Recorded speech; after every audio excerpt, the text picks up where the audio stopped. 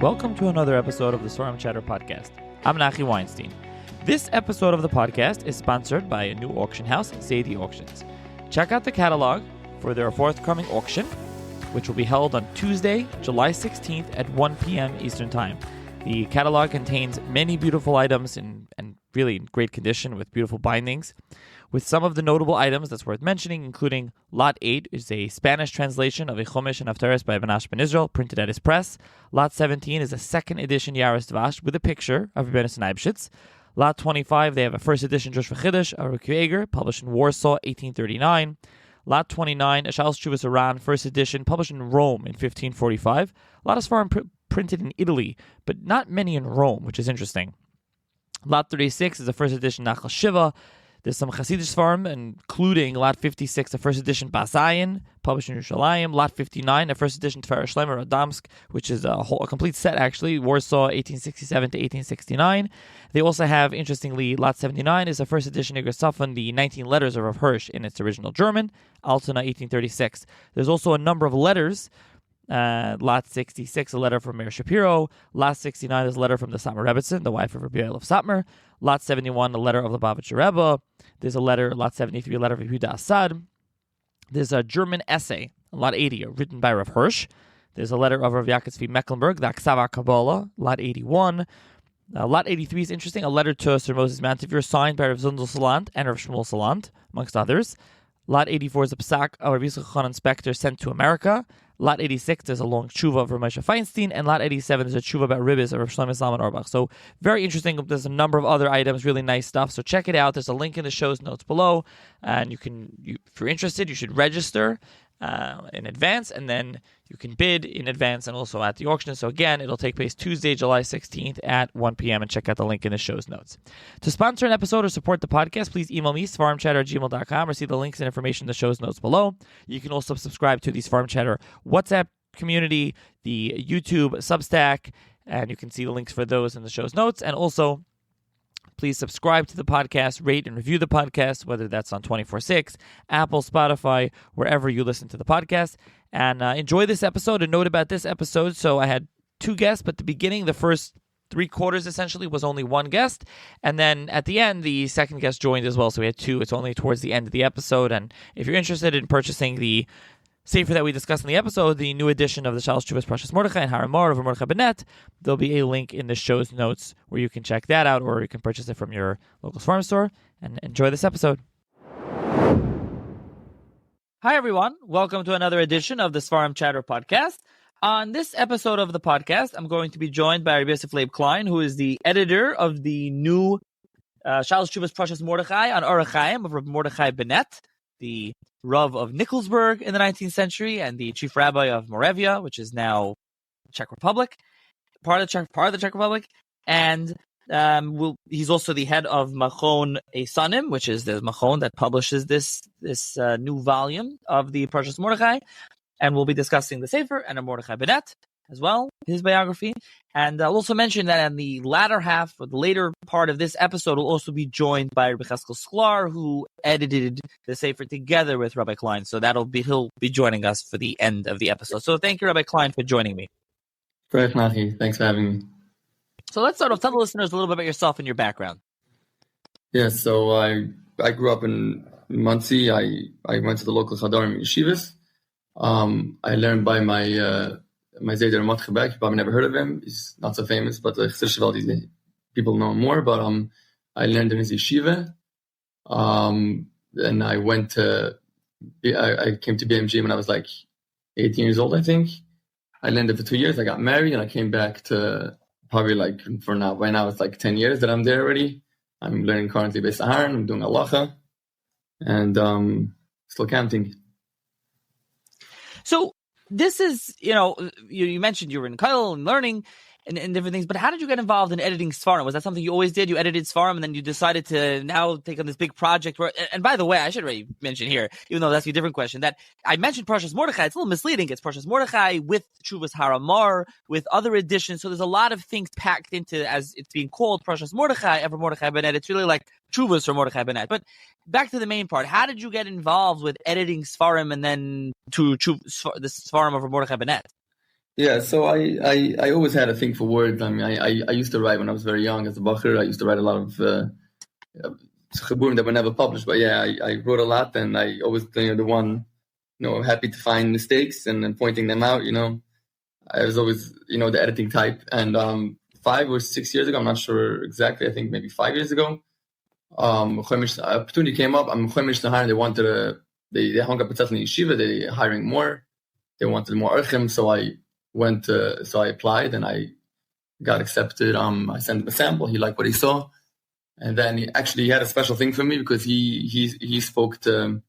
He remembered my Zaidy Auctions because he learned they learned together in BMG with the Tamidim Reb Schneer. He had a a respect for my Zaidy, so we got along pretty well. So I worked on Yam Shlomo Beitze. Meir Deutsch, he's spearheading the project right now. They're still working on Yam Shlomo right now. Actually, I think they're working now on Kedushin, so I'm not sure. They gave out a bunch of volumes. I worked on the one on Beitze. It was basically me. I mean, there was some other guy that worked on it, but it was probably like 95% my job. Meir Deutsch, he's the one, the son of Shmuel Deutsch. He's the one who's leading it. He actually helped me a lot. He was a big time chacham. He's a very nice guy. He helped me a lot. Then I also worked with Rakashinsky. Also, he brought me into the field. He's helped me a lot. I love a story for him. So yeah, I worked on Beitze. It was probably 2 years I worked on it, and I was pretty. So we finished Beitze, and then afterwards, so at that point, I mean, I was happy with what I was doing, but I had a different style. It wasn't exactly the. Every mechon has a different style. They were very busy with. They wanted to do lesser hours. Every mechon is different. Some people are you don't want to explain too much. You know what I mean? I always had this thing if you're doing already the tshuvas and the sefer that you're doing in the mechaber, and once you understand what I'm saying, what you're saying, so why wouldn't you add footnotes to explain? Obviously, you don't want it to be art scroll. You know what I mean? To explain everything, but you want to get if you're doing already the work and you would sign all the mar mekoimes, then sometimes you have a hard mashallah, you don't understand what he's saying. You try to say Ratzalem or whatever. They were actually today. I think this policy is different. I saw the one in Yavamas. They had a bunch of footnotes. Could be with my volume that I put in a lot of footnotes. Maybe they whatever back upon him. But yeah. So it was a job. I was looking at that point to start it myself. I was looking for opportunity. Then I had this guy approached me from Muncie, the kehillah that I am in. He's the Inika from Rav Mordechai Banet. He's very proud of his heritage, rightfully so. He always talks about it. He brings his farm. He has Yechezkel from Mordechai Rosh. He brings to my father. He shows, boasts about it, whatever. So he was very into Rav Mordechai Banet. I always knew that. Anyway, so we were talking once about Rav Mordechai Banet. So you threw me, what about, he knew I done work on Shlomo. So he asked me, maybe up to the test, maybe you want to do it. So, so I said, I didn't know much about Chuvas Mordechai. At that point, I didn't know much about Mordechai Banet. I knew he was, a little bit. I knew that he was maybe involved in some rush. Everyone knows about that, but nothing. I didn't know anything more than that. You know what I mean? If you would have asked me where it was, I probably wouldn't have known at that point. So whatever. So he mentioned Mordechai. I said, okay, I'll check him out. I'll look at the Chuvas. So I checked out Parshas Mordechai, and turned out that no one ever came out with a volume. No one ever read. Since Tofresh Mem Tes was published by his Anikel, actually his Anikel that married his Anikel, whatever. It's Adam of Shai Banet, his son. So he gave it out, and Tofresh Mem Tes, and since then it was never republished. It was never redone, and I thought it was a very good opportunity, to get started on such a monumental work. And the rest is history. Yeah, and it's it's a really nice job, especially the cover right away. For to put a signature on the cover, I like when they do that. When they have a signature, they got a lot of the news. Yeah. Actually, someone told me if you could judge a book by its cover, then it passes the test. Yeah, I'm just saying, it's really nice. It's funny. We were just talking to someone about this recently, and a friend of mine who is a distributor, he said, whoever said you can't judge a book by its cover is just not true. I think you can't, but that's not the reality. You need a nice cover. People pick up the sefer, they pick up the book when they see if it's a nice cover. It doesn't have a nice cover. Yeah, it definitely has a huge impact. you need to get them. Okay. But besides for that, the part about the Sefer I'll just mention right here is that you have a little introduction, and then you have an extensive, I think it's like 70 pages or something, told us Rabbeinu, a full comprehensive biography from Mordechai Banet, which we're going to get into shortly. Some pictures, very interesting stuff. Then you have a bio of the Yad Yitzchak, which is the Anikel who printed it originally. Then you have it, the Parshas Mordechai with notes, and then there's appendices, as well. And I mentioned there's also there's others. These are Hamar, Saram was Ela Divrei Abres. There's things from other Saram in here, because those that are listening are probably, if you know the old Haramar and Parshas Mordechai, they're very small, and now this is just Arachaim, and you're still working on your idea. It didn't make sense, to leave out the Haramar because no one's ever redone this, and there's no chance probably no one would have ever done it. So I was doing Parshas Mordechai already. I figured, might as well add that, with it. And it's not big enough, to make a volume by itself, so it made sense to combine it. Right, exactly. Okay, so let's talk about let's dive into Mordechai Banet because first of all, for me, this was a great opportunity to discuss one of the titans in Jewish, Gedolei Rabbanim in the 19th century, and as you said, I think he's known, but maybe he's not so well known. Same time as the Chassam Sofer, many other. Rabbanim Brukveger, etc., and he is in Nikolsburg, which is modern day Mykolaiv, and now is in the Czech Republic, but it was in, as we said, Moravia, and he is the Rav of there, and then the Rav of Moravia was was the chief rabbi of Moravia, and we'll get into this. I mean, a lot of famous Rabbanim in Nikolsburg, obviously Rav Shmelk of Nikolsburg, many are familiar with, and you have earlier, David Oppenheim is there, the Maral is one of the earlier ones, and then the later ones after him is Rav Nachman Trebesh, and then the more famous one, Rav Shlomo Hirsch, is there before he goes to Frankfurt. He's the chief rabbi there, and there's many others. Samach Tzedek, Yeah, you got it right. Yeah, my whole thing, and we'll get into this more. I just want to mention this as a little bit of an overview. So let's talk about Rav Mordechai Banet. Actually, the famous picture of him, which for listeners, I'll try to post this in the WhatsApp community that when I post it, and I try to post it on Twitter, wherever when I post this, there's the famous picture of him, a real regal picture, and Marcus Benedict. It says his already name. I think the Nicholas go with Benedict, and his name already you see there is Benedict, but in that picture. So let's talk about Mordechai Banet. Where was he born? What's his background? Where did he learn by?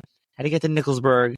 Let's explain your Mordechai Banet, because as I explained, you have here a 70-page introduction where I would mention one more thing. There's a lot of primary sources. His son, Yaakov Avril, wrote an extensive bio. There's been, biographies done in some other places. Yes, I actually wanted to talk about it. Yeah, so we have... I'm going to give it to you. I just want to mention an intro. There's also a book from Stanford University Press, Rabbis in Revolution, the Jews of Moravia in the Age of Emancipation, by Michael Lawrence Miller. And you use that, and you quote it, and then there's some other good source material that you used here as well. So I'll turn it over to you to talk about, let's start off with the beginning of Mordechai Banet's biography. Yeah, actually, so I was going to talk about the sources as well. We have basically four, maybe three primary sources that we have.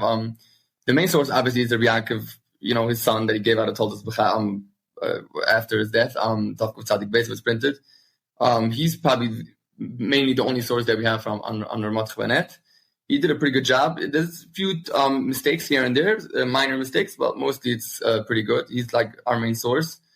Then we have this Reuben Farber. It's a doctor. I'm not sure exactly where he studied even.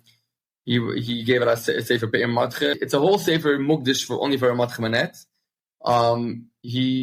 It's pretty good work, but he also says a lot, like he doesn't always not Matzayin, always his Mekoiris is not always not so easy to find what he's saying. He has a lot of mistakes also there as well that we found. So you have to be careful when you sign on him, but that's another source that we have. And then the best source out there, which I think is Rav Benedict. I think he's undoubtedly he's like the one because he wrote actually two works. He wrote one on Mechon Shleim published Chidushim Ram Banet. He wrote a lot down on that. Basically a bio of Ramat Banet. And then another one, they printed it later. It's called Droshes Ramat Banet, which is from Kitzveyad Droshes. And he actually added the whole Ganze. Basically, they reprinted the Toldos Matche from Rabbi Yaakov. They reprinted it with beautiful footnotes from him, which he partly collated from his Chidushim Ram Banet. He just added it in, and then he added a bunch of other sources. He did a very good job. Everything he goes through everything. He's in Chaka after every after every fact that Rabbi Yaakov says, he goes through everything very well, and he's very critical. He did a great job. So we're mostly Samech on him also as well in this biography, which I did together with Simcha Fachman. And that is another source. Oh, actually, you mentioned before Michael Miller. He's actually also a great source. He doesn't go so much on Rav Mordechai Banet. He talks about more Moravia in general and the Rabbanos in Nikolsburg. He goes through many, like I said, Machem Trevich and the other ones. But he has a very nice chapter on Rav Mordechai Banet as well. He goes through that. Also, treasure trove of information. And then we had another one. The other one is Machshavas Match, which is printed by someone, Jungreis. It was, Einikal also from the Chengim and Yechezkel. Also comes back to ediitng, they're all related. So he printed also a very nice Akdama. There's certain tidbits of information that I found that it was very helpful. I wasn't able to find anywhere else. That was helpful as well. So that's the sources that we have. Anyways, so let's get started on the actual biography. So Rav Mordechai Banet, he was born in Shurga in Hungary. He wasn't even born in Moravia. He was not a Yid in Moravia. He was from Hungary. So his father was Avram Bialy and his mother was Fradl. I hear a lot, people say that Rav Mordechai Banet didn't have yichus, which is the reason why they say that. It's partly true. It's not really true. The reason why they say that is because his father, Avram Bialy, he was actually he's a Pashti Yid, he was a simpleton. So people assume that he had no yichus, but it's not true at all. He was from his father's side. His father was a great grandson of the Chacham Tzvi. So he had yichus there, and then from his mother's side, besides the Smichas Chacham, which he had a get of Smichas Chacham, they also had a bunch of his of her Zayd and few doors up, like 7 doors up. They were all Dayanim and Nikolsburg. So it was a very illustrious, lineage of Dayanim and Nikolsburg, like Dar Chadar. So he had a lot to live up to. So he did have yichus. In any case, so he grew up in Shurga. So Shurga was a small village in Hungary. There's not much to offer. There was no, Bate Sefer or whatever. Like, I don't even know if they had a cheder or anything. So they decided, they thought he was, the little genius. So he always wanted to know more and whatever. So they sent him to Nikolsburg to study. His grandmother from his mother's side, she was in Nikolsburg, so she took him in and she took care of him. And so he got started in, and he learned the local cheder in Nikolsburg. Someone Mark Brider. He was actually the brother of Rabbi Yaakov Chorin.Hamburg, to which he sent him. Meaning, Mark Brider took care of him, and he sent him to his brother Rabbi Yaakov Chorin.Hamburg. Yaakov editing will come up later. Some Rosh was involved also. So he sent him there, and he learned in his yeshiva. He learned it like 4 years. That's what the famous story with B'la Mitzvah, he was showing off all his works that he did. He had a bunch of chidushim that he wrote on the drashas and Gemara and Tanakh. Anyways, at that point, his Rebbetzin got jealous because her son wasn't as gewaldig as him. She threw it in the fire, and then he decided to magish his life with Tanakh. He left for 2 years. That's the story that Yaakov's son says. Take it or leave it. That's the story. And then later, so he moved on. When he was 15 years old, he was sent to Zichron Yosef, Yosef Steinhardt. He has true Shalshas of Yosef. He was actually a big misnagid. Not much is known about that period. And then, so he got a name out there. He was the Ilo, from Shurga, whatever you want to call it, from Nikolsburg. And he made a great name. And at that point, when he was 18 years old, he came back to Nikolsburg to find the Shidduch. They were mashadach him with the daughter of Gimple Prostitz, some unknown Nugget in Nikolsburg. So that's where it gets sticky, because at that point there was a famous it's called the Familiantengesetz, called also known as Gezeres Hashnias, Gezeres Hachitten. There was a big gezer in Moravia that they couldn't marry. They had a quota, so to speak, of people you could get people could get married. There was they wanted to curb the population, the Jewish population. So they had this gezerah that every family had a certain the bechor of every family had a right to marry. The other ones didn't have a right to marry. So it caused a lot of problems to the Yidden because, of course, everyone gets married at some point, and so they had to do the chasanas and the in the attics, and then do secret weddings. So if you weren't able to get a license, then you had a real issue. So Rav Mordechai Banet had to make matters even worse. Rav Mordechai Banet wasn't even Moravia, like we said before. So it was harder for him to get a license to get married. So he had to it took him a while to he had to lobby for that in order to get that license. So he was sent So at that point, so he couldn't get married right away. So he had to wait for, to get his Rishoyin from the Malchus to be able to get married. So at that point, he left Nikolsburg and he went 2 years in Prague. That's where he met. It's Masha from his son. It wasn't Mamash a Talmud of him, but he met him and he spoke to him in the Torah. He was somewhat of a Talmud of him, but he didn't actually learn by him. But they met Lepam Lepam, they spoke about and learning.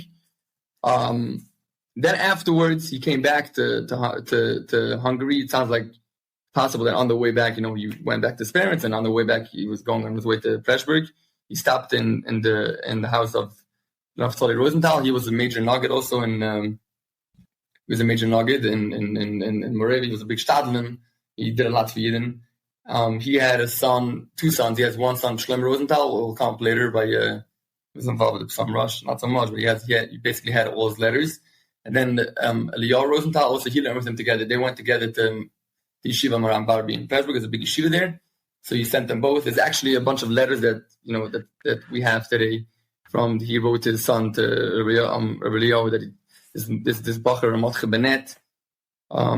He's such a great Bacher, and you should learn from him. He has such good midas and Tam Chacham. He praises him a lot. Interesting, you could see, get a glimpse of what went as a Bacher.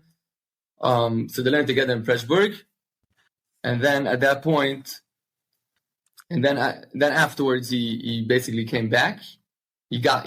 Actually, I should mention it's very interesting. We actually have two Masuras on Rav Rosenthal. We have it from two sources. Shlomo Rosenthal mentions it, and Shlomo Bichler also mentions it. That he was offered the daughter of Rav Rosenthal. He was offered to him as a shidduch. So it's not clear, exactly why that happened. There's many theories. Some say that they thought it fell apart because he never got his, he was waiting to get his license to marry this daughter from Gimple Prostis, Sarah Finkel, and it wasn't coming. So he offered his, daughter instead. But I said it fell apart. Nothing happened of it. So Lamaisi came back and he got his license. He came back to Nikolsburg and he got married. At that point, he was back in Nikolsburg. That's the time that people say that he could have gotten to know Shmuel Nikolsburg, because Shmuel Nikolsburg was Rav in that town. At that point, it came out to he came back to Nikolsburg about around Tafkuf Lamed Zayin. Shmuel Nikolsburg, I think, passed away Tafkuf Lamed Ches, Tafkuf Lamed Tes. I think Tafkuf Lamed Ches. It was only a year and a half. You could have had Shaykhis to Shmuel. A lot of sources mention that he had Shaykhis to Shmuel Nikolsburg. We don't know. I mean, his son doesn't mention anything about Shmuelke. He himself never mentions Moira of Shmuelke, but we know that he was somehow the Talmud. According to the sources, he was Makabel Chachmas Amsterdam, Chachmas Kabbalah. He learned by him.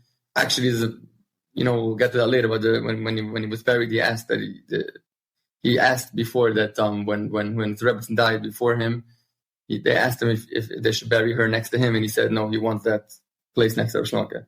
So a lot of people take that as a sign that he really was, he had a great haracha for this Hasidic Rebbe, and then he really, he wanted to be next to him. That says a lot about this relationship between them. And so at this point, he went back to Nikolsburg, and then when he was 32 years old, he was in Smana he got a position. First of all, he was I should mention, in Nikolsburg, Reb Gershon Chais at that point. After Shmuel Nikolsburg died, Reb Gershon Chais, he was the Rav in Nikolsburg, so he served under him as a dayan.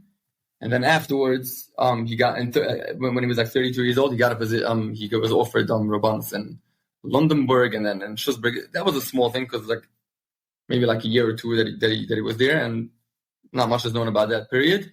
But right after that, Reb Gershon Chais passed away, and they called him back to Nikolsburg because everyone like I said before, he had a lineage of a bunch of dayanim, his Zaydis and grandfathers who served in the Nikolsburg. So Benedict writes that that's the reason why they chose him.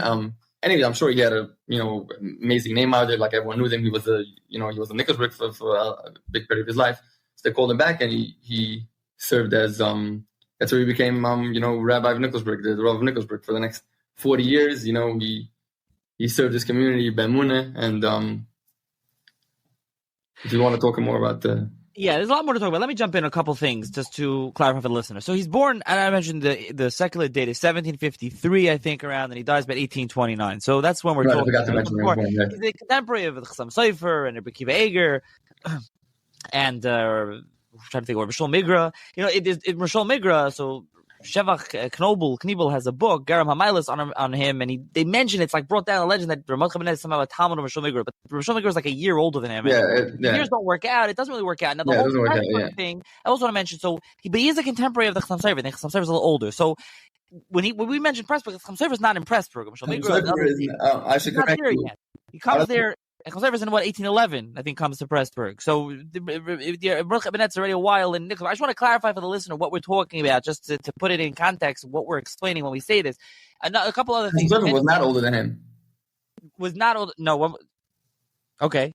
Rav Mordechai Banet was definitely older than the Chassam Sofer. Okay, fine, but he's a contemporary of the Chassam Sofer. Actually, Rav Mordechai Banet. You're right. My mistake. Chassam Sofer 1762. People tell me, Rav Mordechai Banet was Talmud Chassam Sofer. That's totally wrong. That's the other way around. Chassam Sofer was he wasn't a Talmud of him, but he gave him a Torah. He actually put him in Pressburg. He gave him smichur, so to speak, from the Chassam Sofer. He was correct. My mistake on both. Rabbi Akiva Eger and the Chassam Sofer are younger than Mordechai Banet. Mordechai Banet is older than both of them by a number of years. But again, the contemporary, that's the time period that we're talking about. You mentioned the R Yosef, famously against Hasidim. And he is you mentioned in Fjord and Firth, famous yeshiva, the famous yeshiva for centuries. Rabbi Hamburger has a classic 3-volume work on that. The Yeshiva Rambam Fjorda is the famous yeshiva in Germany. So he learned there, as you mentioned. Okay, so he comes to, as you mentioned, Nikolsburg, and we'll get to the camera. You mentioned buried next to Rosh Malka. I was there recently in Nikolsburg, and he's buried right next to Rosh Malka. Right. That's a story for the end. That's by the way, a teaser for shortly. That is a big story with the Pura, as we'll get to. Famous story. So, okay, as you mentioned, Rav Shmelka, so he basically takes over for Rav Shmelka, essentially. Yeah, but he essentially takes over kind of for Rav Shmelka, and he becomes the Rav of Nikolsburg. But let's talk about actually one more thing I want to mention before. You mentioned the familial laws, that they weren't allowed to get married. It's a complicated parsha. So Michael Miller talks about this fairly extensively. You can read about it in his Rabbis and Revolution book. You do talk about it in the introduction. You do mention it and discuss it. But, I think we mentioned enough for here to leave it at that. So let's talk about now Nikolsburg and something else, something that you discuss and something that Miller discusses in his bio, that Rav Mordechai Banet, as you said, he served for 40 years, and they had much respect. The community of Nikolsburg and the Jews of Moravia in general had a lot of respect for Rav Mordechai Banet. This is the period of reform begins to get going, and he really helps, keep it out of Moravia a lot. And he's really due to him. He plays a big role in that. So let's talk about him in the rabbit of Nikolsburg. And I don't know how much we're going to go into. There's discussed by you. It's discussed extensively in Miller, how the way Moravia worked and the different communities there and the various cities and the way, Nikolsburg was where the chief rabbi always lived. And there was this chief rabbi and they had kind of control over the whole country. But I don't know if we need to say really more than that. But essentially, he was the Rav of the community of Nikolsburg and the country. And he had full rabbinical control. Right. So he was the Lands Rabbiner of Moravia. He was like hooked by the government. Like I actually in the Sefer you could see on after the Toldos I published that with the Sarabon, it's whatever you call it. It's called officially in German Urkunde.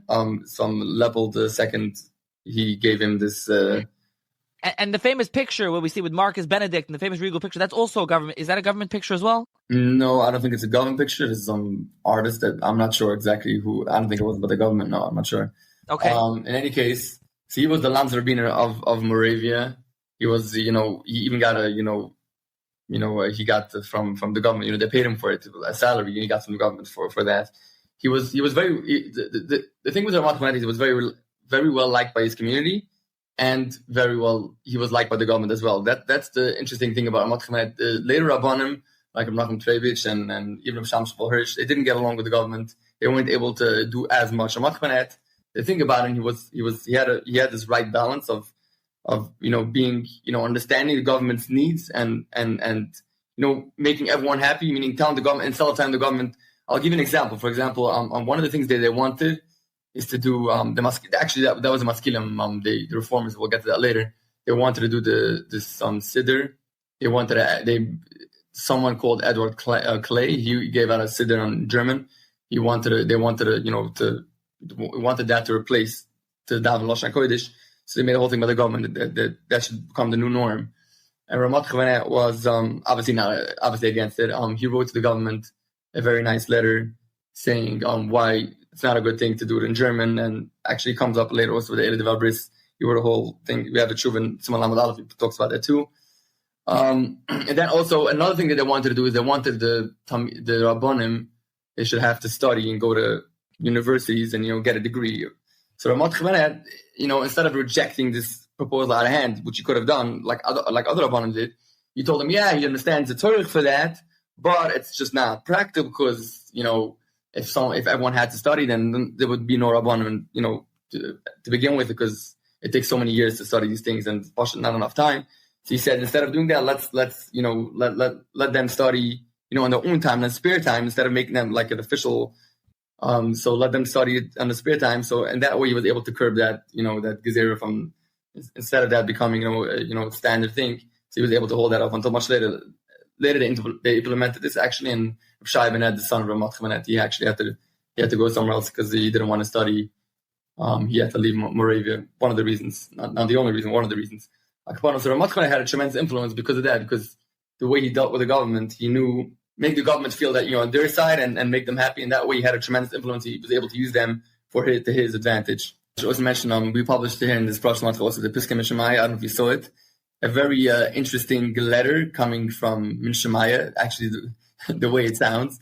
We don't know who wrote it. It's an anonymous letter. No name was ever written on it. So in that letter also he writes, that the Rav Mordechai Banet didn't do enough, and the Palmal Shemala, he was almost chayiv misa because he didn't do enough to raise it to maskilim. Ferber writes, shockingly, that we should call it Shifchei Maram Banet, but I don't know why he says that. If you read the letter, definitely not, l'shvach. The person who wrote it, obviously wrote it as a criticism, against Rav Mordechai Banet. But again, people might have viewed these certain, like the Haskalah of Hamburg, and all these things. They didn't understand the mahalach of Rav Mordechai Banet, but his mahalach was definitely what I said before, that his main objective was to be good with the government side and do the best, in that way by influencing them, and that. And that's something that comes through when you see this. Again, not to go back to Miller. I read your whole bio and Miller's whole bio. I didn't read the other ones before, but as you see, and Miller points this out extensively. How much, because of what Mordechai Banet did, he really kept the reform out of Moravia in his time, and even nearby, Vienna's right near Nikolsburg, and in Vienna, the community was the Jewish community starting then, and he, they had brought in this reform-minded rabbi, and he didn't really institute any like blatant against halacha things, and even the Talmud, the Lo Schwab, the one he did not want to give the Haskalah to, that ended up becoming like a reformer later during Mordechai Banet's lifetime, also didn't want to do anything that was going against halacha, even if these were puzzle people. They didn't want to do anything. Rav Mordechai Banet had this koyach, and he was really in control of the situation in Moravia at the time for his 40 years in the rabbinate. And this is something that's very important. Obviously, he was trying to right. The temple in Vienna actually was implementing certain reform, like they had the organ and but small things. Not actually the famous story. Of course, he didn't want to walk on that street. He actually held this Harking Pesach Besa. He didn't want to walk. No, the temple in Vienna is a trivial place. I think the point just is that they were pushing. They were just going there, but there was some deference to him. Exactly. I guess listeners should stay tuned. Hopefully, I hope to do an episode of Professor Miller to talk about where he goes on in his book with Rav Nachum Trevich and Rav Shlomo Hirsch and others. I don't know, Shlomo Kvetch and others that are there and others there. So okay, let's get back to Mordechai Banet. So he's in Nikolsburg. We'll talk more about the reform. Let's detour for a second before we come back to the reform and some of the controversies. What about his Talmidim? Rabbi Assad, famous Talmud Sefer, is a Talmud of his, really, and also his sons. You already mentioned some, so I mentioned his sons, the Talmidim. Yeah, right. So his most famous Talmud was, like you mentioned, Rabbi Assad. He did a lot. He was Rav in Sar the Hill. He was probably one of his most famous Talmidim. He fought a lot against reform. He was in the times of Chavzavi, even after Spatira. He was very pro the separation between Orthodoxy and the Neologues. Yeah, he was one of the ones pro that. He was one of his famous Talmidim. Then we had then, like I mentioned, Shlomo Kvetch was Rav in Leipzig, and then afterwards he became Rav in Nikolsburg. He was actually the chief rabbi. He became the Rav Amadin of Nikolsburg. He was actually the last one right after Shlomo Kvetch. After Shlomo Kvetch's Petira, that's when the Rabbanon of Nikolsburg stopped completely. They abolished the whole thing. But Shlomo Kvetch, he was the last Rav Amadin of Nikolsburg. He actually wrote a Shu't together with Rav Mordechai Banet, and not together. They put it together in Shalshus Haramor. This Shu't from Shlomo Kvetch and Rav Mordechai Banet. They're together. Then there's a R Leib. He was an inical of the Shem Rakech. Shem Rakech was a mechutin of Rav Mordechai Banet as well. Shai Banet, married his daughter. So R Leib was also not mamash a Talmud, but he considered himself a Talmud. That's regarding his Talmidim. Then his sons, Reb Shai Banet, he had so first Reb Yaakov was the oldest son. He wrote his Toldos. Then we have Reb Shai Banet. Reb Shai Banet, he was probably the closest similar to his father. He's a big Talmud Chacham. He became the Rav of Kalev.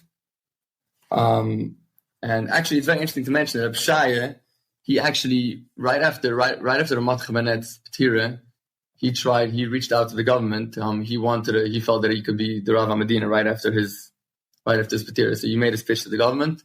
But Lamaisa, he wasn't accepted. Nachum Shrebish was accepted instead of him. But actually, there's an interesting tshuva Chasam Sofer, which is very, very clear about him. There's a tshuva that someone asked him about if a Rav has the right benoit to be a malam of his father, if it goes over Birusha. Chasam Sofer says there's no such thing. But like upon him, it's clearly talking. He mentioned over there Moravia from the time period it comes out that it's actually talking about Shai Banet. So he tried to be the Rav of Moravia, but didn't get it. Eventually, he became, like I said, Rav of Kalev. Then we have Rabbi Naftali. He also, actually, I should mention also, Shai had a bunch of the Ksavim from Mordechai Banet came to Reb Shai's hands. Yechezkel was his Edom, so he published it from the Ksavim that was in Reb Shai Banet's, that he saw by his Reb Shai. So then he had the other son, Naftali Banet. He also became a Rav in Shafe. He published Bris Malach on Hilchos Melichah. That's his own work that he has Haskalah from his father over there. And the other ones he had Edom Shimon Tzvi Markbreiter. He was Rav in Lashbrin and Dresnitz. He wrote a lot of nice things about him in the Sam Lotza. He mammoths him as a Rav. He wrote a lot of nice things about him. Actually, his own sons is very interesting. There's a famous story that Shem Rakech wanted him to give to put him in, to be mammoth, to put him in as a Rav in one of these Moravian towns. And Mordechai said that it's not minimus, he didn't want to do it because it's not right for a father to appoint his son as a Rav somewhere. So that was very interesting. He actually, this specific need of Mordechai not to, appoint his own sons, and like, we see that come up a lot. He mentions in the Lav of Tom, he says it's not nice for a father to be Ma'id al Benoi, and then he didn't want to put him in. It's very interesting too. But also, he actually didn't want to give a Torah for his son Rabbi Yaakov. Also, he writes somewhere that his son is too much of a Rachman and he can't be a Rav. That's very interesting. Akaponim. So you know what? I think we should finish the bio and then we'll get back to some of the controversy. I think that would make sense. So he's also a Makobel, right? He knows Kabbalah and a lot of other things. You mentioned that I think earlier, and he has a lot of pious practices, and for that he's not healthy necessarily a lot of his life. He has tsaris, and towards the end of his life, and you can pick up on some of that. I wouldn't say not healthy. Yeah, he suffered from a headache that he had. That's it's been suffered from. Yeah, he had pain, and towards the end of his life, he was told this often happened to go to the spring, to go to relax, resort, and so he travels to Carlsbad, which is I looked it up, Karlovy Vary, and that's in the northwest corner of Czech Republic today, or Czechia, so Czech. So it's kind of the other end of things. It's way past Prague, all the way right next to Germany, on the upper left. And so he's over there, and then he gets sick, and he's nifter, and then the question becomes of, well, where do you bury him? Because Nikolsburg is far away, and then this kind of controversy, so to speak, erupts about what should happen with the Kfura. Right. So, So, like you said, so he was nifter in Carlsbad. That was right. So right before his Petira, he said to his Gabbai, I think Epiosde was his name, and Naftali was there as well. And he told them, that's really the question is what he said, but they said that he wanted to be buried in Prague or in Nikolsburg. That's what he said. He was mumbling; they couldn't really hear, but that's what they heard. That according to their editors, that he wanted to be buried in Prague and Nikolsburg, which makes a lot of sense because, like we said before, like he clearly said that he doesn't want his rabbis to be buried by Rishon. He wanted that chelka for himself. So we knew Chasam actually mentions in one of his shuvas that's a right that he actually wanted to be buried there. So he said he wanted to be buried. But the problem was that he was nifter in Carlsbad, and they had to get a license because according to the government, according to the law, you couldn't take a mace so far away. They couldn't carry him to Nikolsburg because it was very far. So they had to take him to somewhere close by.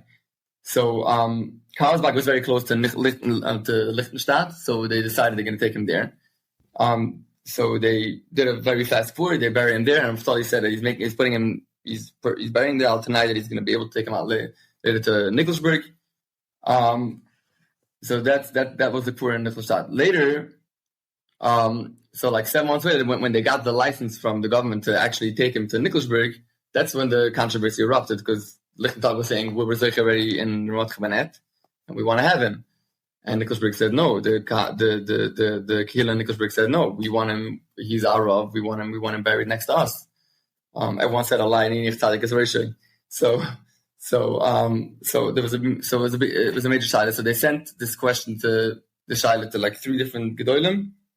One it was sent to Kiva Eger, to Chasam Sofer, and to Prague, to Shmuel Landau. He was the Rav then, the son of Nedugude. So Chasam Sofer and the Kiva Eger both asking that you could take him to the Nikolsburg. The Shmuel Landau asking you can't. The right is to the Anshe Liechtenstein. They win the fight. They went Basaroiv and they actually took him out and they buried him in Nikolsburg. The famous stories with Chasam Sofer, that the Chasam Sofer, this is actually a very interesting story, the story of the dream for the Chasam Sofer. It's brought down in many Mekoyim. It's not just a story, it's Talmidim mentions, like you said, Hillel Kalamaya mentions it, and then someone, his Talmud, Aaron David Deitch, he also mentions it. The story goes that he went to the Chasam Sofer. He met his Talmidim, and they told him that the story was the Chasam Sofer was Naftali came to Chasam Sofer to talk him, to ask him for a head to be maver the guf to Nikolsburg. Chasam Sofer said no, he doesn't want to do it. The reason why he didn't want to do it because he was afraid that the government wanted to relocate certain matzevis. They wanted to build highways or make farmlands. They wanted to relocate certain basic forest cemeteries to different areas. He was afraid that if he's matter this, then the government will say, oh, you relocated your rabbi, so you could do whatever we want. He's afraid we'll come out of the Kala for the next generations. So in order to prevent that, he didn't want to give a heter. So he sent him home to Naftali. He said, no, nothing doing. I'm not giving a heter. The next day, he told to the Bachram Yeshiva that Rav Mordechai came to him as a dream, and he told him that he shouldn't worry about it, and he wants to be buried in Nikolsburg, and he promised him that no Takala will come out of that. So based on that, we knew for sure Mitzvah Kind of amazed that he wants to be right there, and he promised him that nothing bad would happen from him. So Chasam Sofer gave his psak. His famous psak is printed in Shalosh Chasam Sofer, Simon Lamed Zayin, Chelik Vav, where he gives a psak that he should be buried there. He goes through all the different shilas, Mitzvah Kind of Rameis, and it's a mitzvah to be buried next to your parents, and all Zaydis and everyone's buried in Nikolsburg. I'm sure he wants, and then the story that we mentioned earlier that he said B'chai that he wants to be buried there. So on smach that he passed that it's mutter to take him and bury him in there. Yeah, and this is printed, and we talk about this in the introduction, in the lengthy Toldos Rabbeinu Machaber, which is like 50, 70 pages. And you also, it's also brought down a lot of this in Kovetz Beis Aaron v'Yisrael, Stalin, Kovetz Lamates, that's discussed in there. And as mentioned here, I don't think Rabbi Akiva Eiger, so where is he? We don't have the psak now. And it's brought down there from the Talmud of the Chassam Deitch that he says that Rosh Landau was, like you said, the Rabbanim of Prague were opposed to this, and he was vehemently opposed to this. He sent a letter to Chassam Sofer. It's not mutter, you cannot do this. But that's what happened. And so he is now buried in Nikolsburg. There's actually another version of that story that the story came to Chassam before. When he was when they wanted to bury Mishpat, and Mordechai told him that it's Nigzam on Shemaim, that he has to stay there because he once had a shidduch that came to him and was part of them without proper So that's why you had to be buried in it. But this is probably a confusion of the same story because we have no record of Chassam ever getting a tshuva. The tshuva happened later when they wanted to take him to Nikolsburg. That's when the story happened. And could be, in the column, he came to him and told him about the story that it was nigzar of him, so that's why he had to be there. But it didn't happen. Then it happened later, as in the footnotes we write about this. Yeah. Now, so we skipped over. We should go back to some of the controversies that really are in this sefer and in Mordechai Banet's life. And one of them is Besamim Rosh. And this is not going to be a party. Besamim Rosh could be an hour and a half, 2-hour discussion alone. So just in brief, Besamim Rosh is, and you can talk about this as well, but Besamim Rosh is a sefer purportedly from the Rosh, from a manuscript that was found from someone who got it from somewhere else. We don't have the manuscript. Michal Berlin, who's the son of the Rav of Berlin. And he publishes this. He was notorious for publishing an anonymous book that was known to be his, that he's taxed from Chorin.Hamburg. And so he publishes this sefer. And there's a lot of really outlandish kulas and things in there. And so a lot of Rabbanim went after him and said, this is not real. I mean, you have Rabbanim that end up kind of, the Chida, and others that's, kind of wiffle waffle, say it is, or Akiva Eiger, and then there's those, and you bring this all down. So I just want to mention this brief. We're not going to go into that part where there's Rabbanim who do use it, and if it's like Chomavadi, I think uses it, even though it's not the Rosh, and some say some of it's the Rosh, but not all of it. And there's major issues. One of the kind of infamous forgeries, conversations of Sfarim in Jewish history. So, you can talk a little bit about Besamim Rosh, more than my thumbnail version there. And also, it's Siman Hey. It's Siman Hey here in Parshas Mordechai, and Mordechai Banet is quite involved in this. And in the back, you also print an appendix, Nisbach, where you go in depth as well, the background of the controversy and the story, for which gives, greatly needed context for the tshuva. Right. So let's get started with Besamim Rosh. I mean, I'm no expert on Besamim Rosh. I'm just giving them, just a basic outline introduction. Everyone is welcome to do their own research. Don't take my word for it. Just give a very brief introduction. So Reb Shol Berlin, he was the son of Tzvi Berlin. Tzvi Berlin is the famous Rav, actually Tzvi Levin. He was also called Berlin. He also known as the Tzvi Berlin. He was the famous Rav in Berlin at the time of when the winds of Haskalah were blowing. Mendelssohn was there, and then his Talmidim. So he fought them. Actually, he fought Haskalah, not specifically Mendelssohn, but he fought Weisel. He gave out this Division Emes, where he gave out a sefer on talking about different reforms in the Jewish education system. So he almost wanted to chase him out of Berlin. He was clearly against Haskalah. His son, Shol Berlin, started out very similar. He had a bright future. He was a genius, and he was a Rav in Frankfurt Oder. And at some point, he got the influence from Haskalah. We were not sure exactly when. And then that's where he started giving out these interesting svarim. Samet has like a list of maybe like 14 different works of all them pseudonyms. Like he never uses his own name. Like we're going to talk about Mitzvah Yechezkel also on a pseudonym. It's called Vadi Ben Baruch. He cannot never use. I don't think there's any sefer that he actually wrote his name actually on it. He was known to write everything in pseudonyms. Anyways, so before Hamburger, also known as he was Rav in the 3 kilos Hamburg, Vansbeck. He was the Rav there. He was big Kanoi. He fought against. He almost wanted to be Machem the beer. I don't know if he didn't actually come up with a cherem, but he's very close to it. He was fighting the Maskilim on tooth and nail, and Shol didn't like it because he was obviously a pro Moscow himself. So Shol decided that he's going to give out this he's gonna give it a sefer against Chorin.Hamburg. He wrote a sefer Torah seal, and he decided that he's gonna write a sefer. He's mavaker whenever he's simon. He writes that he's makel and vesa trefus and the imamish mechav megadef of Rafal is very chutzpah written. And of course, they came out against it. The Dayanim from Alton in Berlin, and they machem the sefer. They came out against it.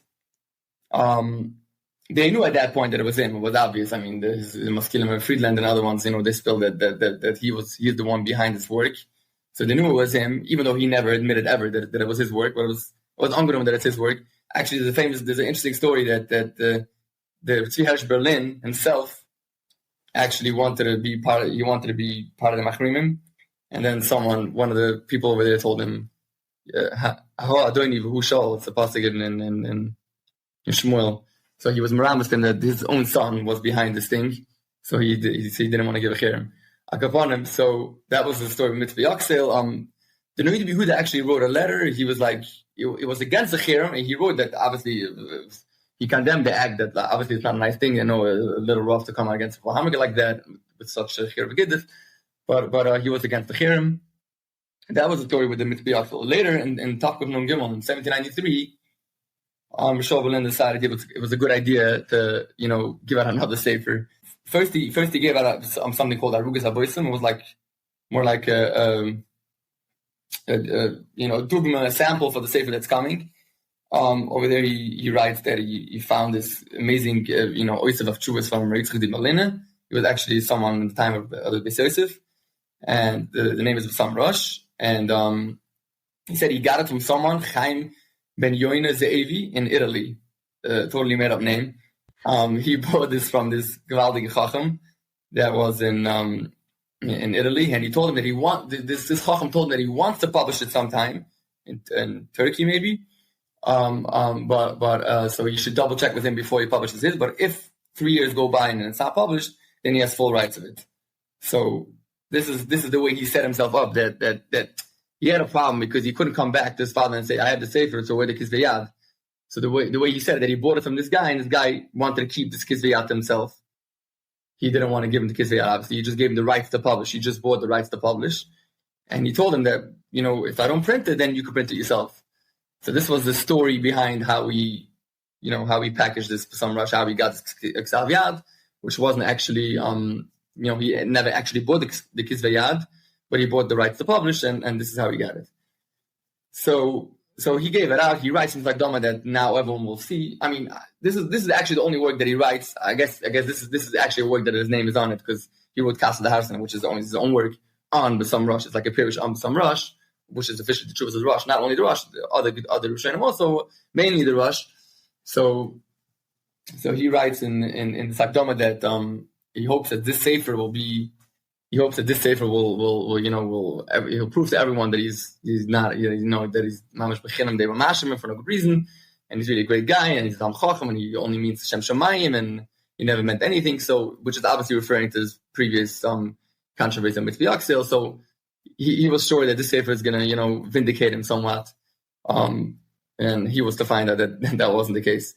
So the first one who came out is someone.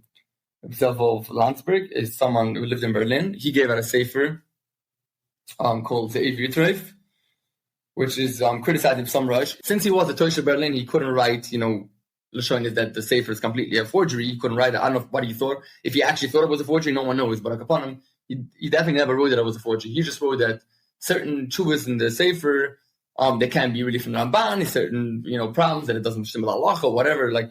So he was mafakir in certain shuvas that it can be from the Rosh or from the Ramban. So he came out against it, but he wasn't actually he didn't actually say that it was a forgery.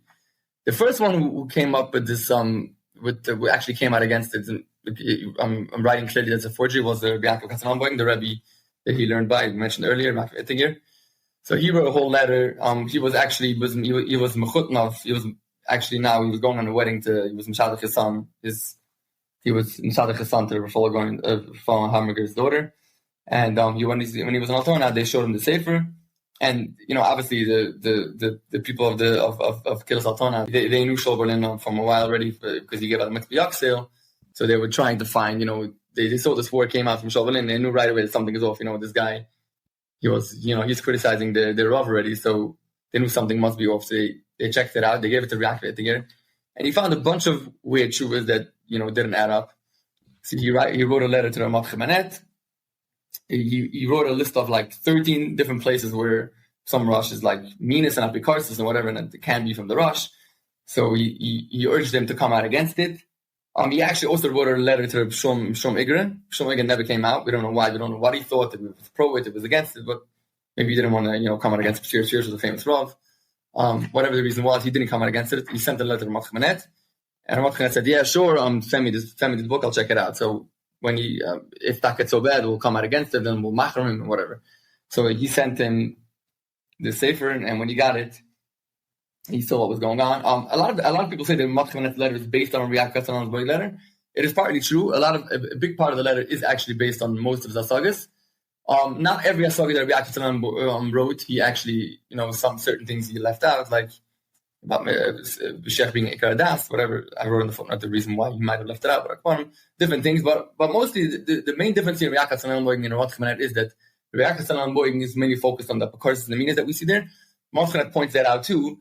But he's more focused on, showing that the steer is between the Rosh and like the Rosh writes somewhere like that, and it doesn't add up with what it says in the Sefer, or like the Rebbe Reini Ruchem. It's just, he's pointing out the steer is between the Rosh that it can be from the Rosh. There's a lot of interesting truths. He put in a lot of maskilish ideas there. One of the lines in some Rosh, it says he writes Im Chaz v'Shalom Efshel Estarik Yagiz Man Shemishpatorim to say Yivir Alam Aseinu. Then if Raknu Ulam Al Savareno, he writes that if at some point the Torah wouldn't be good for us anymore, then we would be Portugal. That's a very brazen statement. He points it out that this is obviously minus. There's many other chuvas. He wrote a chuva about Yain Nesech every time is not the Yain Nesech, which obviously doesn't scare with the Shut time. With Zara that you're right. We go back to the read that obviously Yain Nesech is not mutter. He has a tshuva on bimata kidneys. Bunch of bizarre tshuvas like he says mitzvah says only the Rabbanon, based on Ramban. Then he also writes about Tegalachas on. There's actually two different tshuvas. There's a famous tshuva of the Noid Buddha on shaving and chalamoid. So he has a tshuva on that being materit, which he actually came out later and retracted it because it was too much. People came out against it, so Shovelin himself actually didn't know that B'Shas I wrote this, but came to my attention later that he wrote a moidah saying that he's taking back this specific hat on the glasses and chalamoid. And then there's another tshuva on the glasses on shaving stamazay on the heter of shaving. So that's very interesting. He comes out leheter, versteht sich. There's the Chasam Sofer writes in a certain tshuva. There's a tshuva about this in Noid Buda, Rav Wolf Boskowitz, a Rav in Yasham. He writes to the Noid Buda. He wants to ask him. He came up with a heter of shaving that his mahalach was that if you take a regular clipper and you shave yourself, then obviously that's motigas only misparayim. And then if you go over that with a razor, at that point, since you don't have any more kedei tilas azog, then you could just cut off the rest. That was the shai that he asked the Noid Buda if it's mutter to do such a thing. So the Noid Buda said, so he hands back and forth why it shouldn't work. Now this tshuva is also published in Besamim Rosh. I mean, not the tshuva. I mean, this heter of giluach to be able to shave is Besamim Rosh talks about this. He's trying to be materit, and Chasam Sofer writes in his tshuva that this tshuva is lekucha mekizve heroish. It's taken from the Kizer Rosh. He means he's obviously referring to some Rosh. He writes Kizer Rosh with the Zion to make fun of it, to make a pun on the words. Kizer Rosh. Some people try to say it's a mistake. It's not really a mistake. It's there in Swiss Rishon. It's obviously Kizve Rosh. He's trying to make fun of it. Chav Sofer's stance is famous that he was against Besamim Rosh. He writes about it a few times. The suicide tshuva also. So he writes that this tshuva is taken from Kizve Rosh.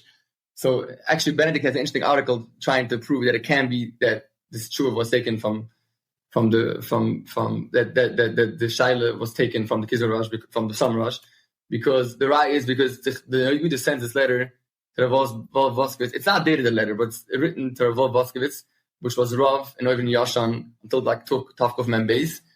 The cipher, the Besamim Rosh was published in Tavkov Nun Gimel, and he writes that he worked on the sefer for like 10 years. So that means that the earliest he could have written this sefer was Tavkov Mem Gimel, let's say. And at that point, the Rav Boskowitz wasn't Rav and Oivin Yashan, so the tshuva was obviously written before that. So there's no way this tshuva could have come. It's possible to come from some Rosh. So it has to be the other way around. That some Rosh was stealing this tshuva from Rav Boskowitz. It's not clear because this tshuva was printed in Noidibida Tinyana much later, like I think in 1811, if I remember correctly.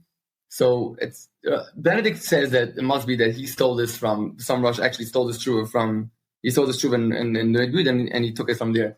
It's not clear how because it wasn't printed at that point, but it was a tshuva that was sent to Noidibida, so he could have gotten word of it. I think it doesn't have to be direct borrowing. Could be just, the Shiloh went around and he heard about it, but it was definitely that way, not the other way around. A lot of tshuvas, like different hack, maskilish hack that was going on that he put in there. Like, for example, the suicide tshuva, famous tshuva, he says that it's mutter to commit. He says, he says that if someone commits suicide because he's bitzar, that's definitely not a problem. It's, he writes, I remember exactly the Lashon, he says, no, there's no chashash b'davar or whatever, like, as if it's mutter to do that. So that's also based on an interesting work. There's a work that came out of German. This philosopher Goethe, he wrote a book, Sorrows of Young Werther, and it was a book about suicide. Actually it was a very, very popular book. It has a name called Werther Effect. Like it caused a string of suicides actually there. So it was a very popular book.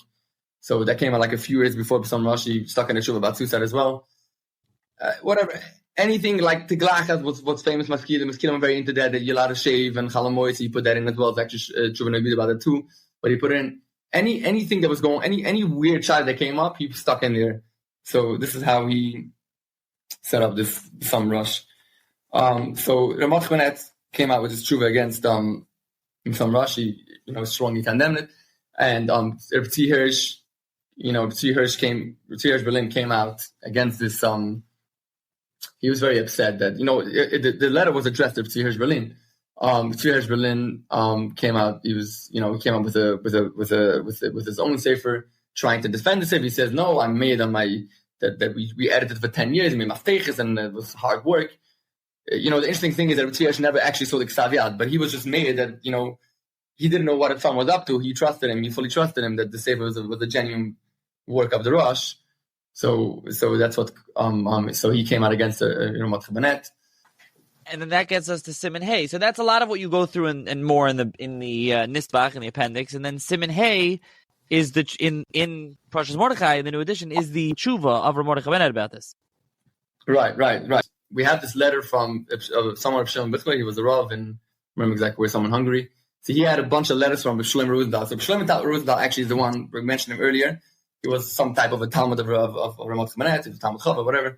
He learned together with him. So he published a part of this letter in one of these Yarchonim, it's called Orient. So he published only a part of the letter, and then Rav Shlomo Bichler actually published the full letter. He published it in his work called Shaila Moravia, with a bunch of other letters. He actually had a letter from Shor Berlin himself. Shor Berlin also himself wrote a letter to defend himself. Actually, it's very funny, because Rav Mordechai Banet never actually writes in the Shuvah. He hints here and there, saying that it's late and it's not really from him, but he never actually writes that Rav Shor Berlin himself is the author of the Shuvahs. Or Rav Shor Berlin himself, he writes in one of his letters, he writes, even according to him, that he thinks that I made it up. Halavai, such good things should be, Milam Ali should be said over my name. So that's actually a stunning confession from Rav Shor Berlin himself, that he's actually the author. Rav Mordechai Banet never actually mentioned that Rav Shor Berlin is the author. He says it can be from the Rosh, but he never actually mentioned that Rav Shor Berlin is the author. But over there, to me, it's a kind of confession that he's basically saying that he's actually the author. But of course, he's not going to admit it. He says, "Yeah, it's gewaltig." Exactly what it says there. So, anyways, back to the work that we did. Yeah, so we have this letter from Shaila Moira. That's actually in the attack of Rosh Mordechai, it was missing. A big part of the letter was missing from the Hatik of Parshas Mordechai. So we put in the rest of the tshuva that was in Shalamur. We actually put it in there. We put it in italics to make it different. It's actually interesting. Two tshuvas from Parashas Matche that we have. There's actually two hasagas in the Parashas Matche that don't appear in Shalamur. It's not clear exactly if Rav Mordechai Banet added those tshuvas or Tamidim. I have a theory. I write about this in the Nispach that Rav Mordechai himself was Moshaper's tshuva. He added, different hasagas, to his letter. But upon him, there's two hasagas in Parashas Matche that are not in the Shalamur. But so we have the Shalamur. We put in all those different hasagas that we added into the tshuva. So we had we actually did Ashvoyas from between Shlomo and Rosenthal, and you wrote about that, and he published the tshuva in Orient, and then we have from Shem Buchman. So we put them all together in the Parashas Matche, and Untitled Chapter. That's basically the work. We basically put in all the Makoros that we had from these three Makoros. Those are the three sources that we have that are only left from this tshuva. We put them all together, and that's basically Siman Hey. Yeah, definitely more to talk about there. Let's jump to Lamed Aleph and Lamed Beis, which is brand new in here. It's from a Sefer Eila Divrei Abris from Hamburg. It's not originally in Parshas Mordechai, and that's something about the Hamburg Temple, the infamous Reformed Temple, and that this was Rav Mordechai Banet's opposition to the organ, changing the Nosach HaTfilah, and things like that. And these are just in brief, if you want to just mention those two tshuvas. And you have also an appendix dedicated to this. And this is a topic that, by the way, comes up extensively in the introduction. We kind of glossed over it. We're already running long. There's a lot to talk about there. And Rav Mordechai Banet, we mentioned some of it, but, in his great fight against the reform, you go at length in the introduction. He really fights against Aaron Chorin, the Choriner. He really fights extensively against him in every aspect. Him and the Chassam Sofer are the major fighters against him, and you do discuss Rabbi Mintz, who was on his side, and tried to tell them that you can't push him away, and discuss this at length in the introduction. Then it comes up again in the appendix, and this really ties into these two tshuvas. So in brief, if you want to just mention here, I think it would be worth mentioning a little bit Chorin, the temple, the tshuvas, the appendix, everything. So Chorin goes way back. It started in Tovkov Nun Hey. That was the Palmas from the Tefillin. Basically, we have a tshuva about this also in Siman Beis. We talk about the Tefillin that was the Shaila, but the Tefillin, the Bach, basically it was comprised of two different leather pieces. The Tefillin. The Shaila came up if you're allowed to do that. The Sofer, they did this new thing. The Shaila was if you're allowed to be medapik two different oirs to make it Tefillin. There's a bunch of shuvas about this and Besamim also. And so he gave out a Maidah that it's a problem. This thing, the Yechezkel Grisaber from Paksh, he was the one who was more for it. So he got in and he published the Maidah that it's bad, that no one, these film are psulim and they're not good. And then Chorin and Yo started off, coming out against it. He said no, that he started to write. I'm writing different tshuvas to different gedolim that the film are good, and he was actually mekavet a bunch of tshuvas from different gedolim were actually were matters. I think the Goin was also part of that, part of the materium. So that was the first fight he had with Chorin. Then afterwards there was a poem with the sturgeon, the famous machlokas about that. This Stirl, it came up in Tavkov Non, Tavkov Samach. This is also the Pakshirov also got started over there. But basically, there was this fish called sturgeon. The Sfarim were eating it, the Ashkenazim were not eating it. They sent the tshuva to the Noid Buddha asking if it was mutter or not.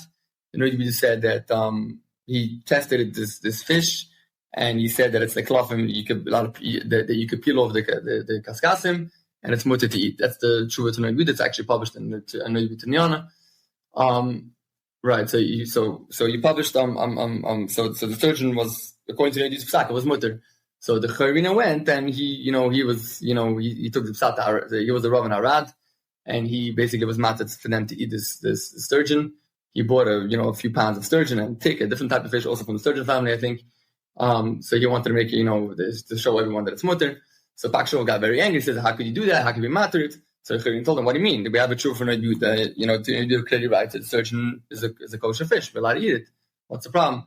So Pakshov came up with the ganze zach that really the Noid Buddha was never matter it, and he wrote a letter later to retract his original heter, and he wrote to him that that's not a good heter, and we can't be samech on that. And I say I don't want to get too involved. It's a major poem. If you didn't write this about this in this volume, hopefully, in your idea volume, we'll write more on that in the poem Sashtirul. But anyways, it was back and forth. He gave out Imre Noyam. He gave that was Chorin. Then Pakshov gave out Makal Noyam, and then Chorin responded with Siri Kaskasim. To the back and forth defending who was right. So Mordechai got involved. He wrote 2 tshuvas to Asa V'Shtirul. So that was actually in that machlokas Chorin actually Shmuel Landau actually defended very much the Chorin. He said, "What do you mean? My father didn't do the paskin, and whatever Pakshov said that the Noid was choy, that's not true. It never happened."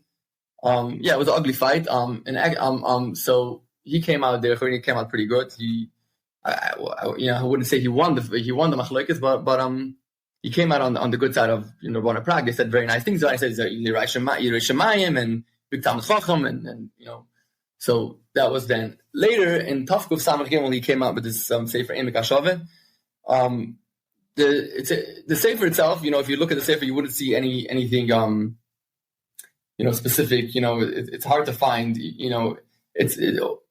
All those maskilische things that he wrote in that sefer is more like you have to look for it because you wouldn't find it. It looks like a regular sefer, if you look at it, but Mordechai he knew who Chorin was, and he knew we had not targeted kavanas. So he went through the sefer, and then he found a few couple things that he wrote about Kameitz. He made fun of. He actually doesn't mention it, but he just came out against the sefer. He wrote a letter in different comments where the sefer was trying to be throwing his maskilische ideas in between the lines. So he came out against the sefer. You said it's not Emek HaShaveh, it's Emek Acher. You have to burn the sefer. It caused a whole controversy, and Ramnitz tried to defend him. In the beginning, he defended him. Then later, he let them. They told him he has to come there. They're not going to cut off his beard, and it turned out very ugly for Chorin. And since then, after the story with the Emek HaShaveh, Chorin, he started losing it. He saw that the orthodoxy is not on the side anyways. So he started, being matter stam, all kinds of his makam and nekes to marry within 24 months. His matter, he abolished, he made chuppah in shul. He didn't do it the way it was traditionally done. Then he came out with different. He just abolished the kriyas, Talmud Torah. He didn't sing it. He was mevatel, the gragers on Purim. Whatever he went against certain minhagim, he was becoming more and more radical, like with the years, especially right after the Emek HaShaveh. Then that's where we get the Palmas in Hamburg. So in 1815, the first minion of the reformers got together. I mean, it wasn't yet what we call reform, but they were starting to introduce reforms. This guy Herzberg together with Jakobson, whatever. So they set up a minion in Berlin to daven with the organ, and they translated certain things to the davening is translated into German. They did a few different shinuyim. So he went around to get certain Italian gedolim. So the thing about the organ is that there was actually in Prague they had it's famous in Prague they used to have an organ, and certain communities in Italy they also used to play the organ in shul. So there was the idea of having an organ wasn't like something that's totally completely new. But they introduced it on Shabbos, and they used to have a goy. That was something more in Prague. Officially, they stopped right before, they had a couple of Shabbos, and then right when Shabbos came, they stopped, playing it. But they wanted to have it on Shabbos with the goy because they saw, Shavuos, the Akim could do that. So anyways, he was a different Shavuos from Gedoyle Italia. So you got like 4 Shavuos, two from Dayanim in Italia, like not famous Dayanim. And then you had some of Moshe Kanef, Chavas Ben Ichai, he also wrote Shuv on that. And then he has one Shuv from, of course, Chorin. Actually, it's interesting. The Shuv of Chorin was never. He was actually never. He was never asked, not by Herzberg or anyone else, to write the Shuv. He actually sent this in himself. And Moshe Mintz actually told him he should not get involved explicitly because he was sick and tired of defending Chorin. He was officially, defending him all the time. It was starting to look bad. So he told him he shouldn't write Shuv, but he couldn't hold back because Chorin had to, be mefetz his maskilische ideas. So he wrote this tshuva. He sent it into this guy was Mekabel tshuva, this Lieberman. He printed it in Desson and Tafkava and Ches 1818. He gave out the sefer Noga Tzedek or Noga. They call it oven. Chav calls it also calls it oven, sefer oin, whatever. So over there, Mekabel different tshuvas from.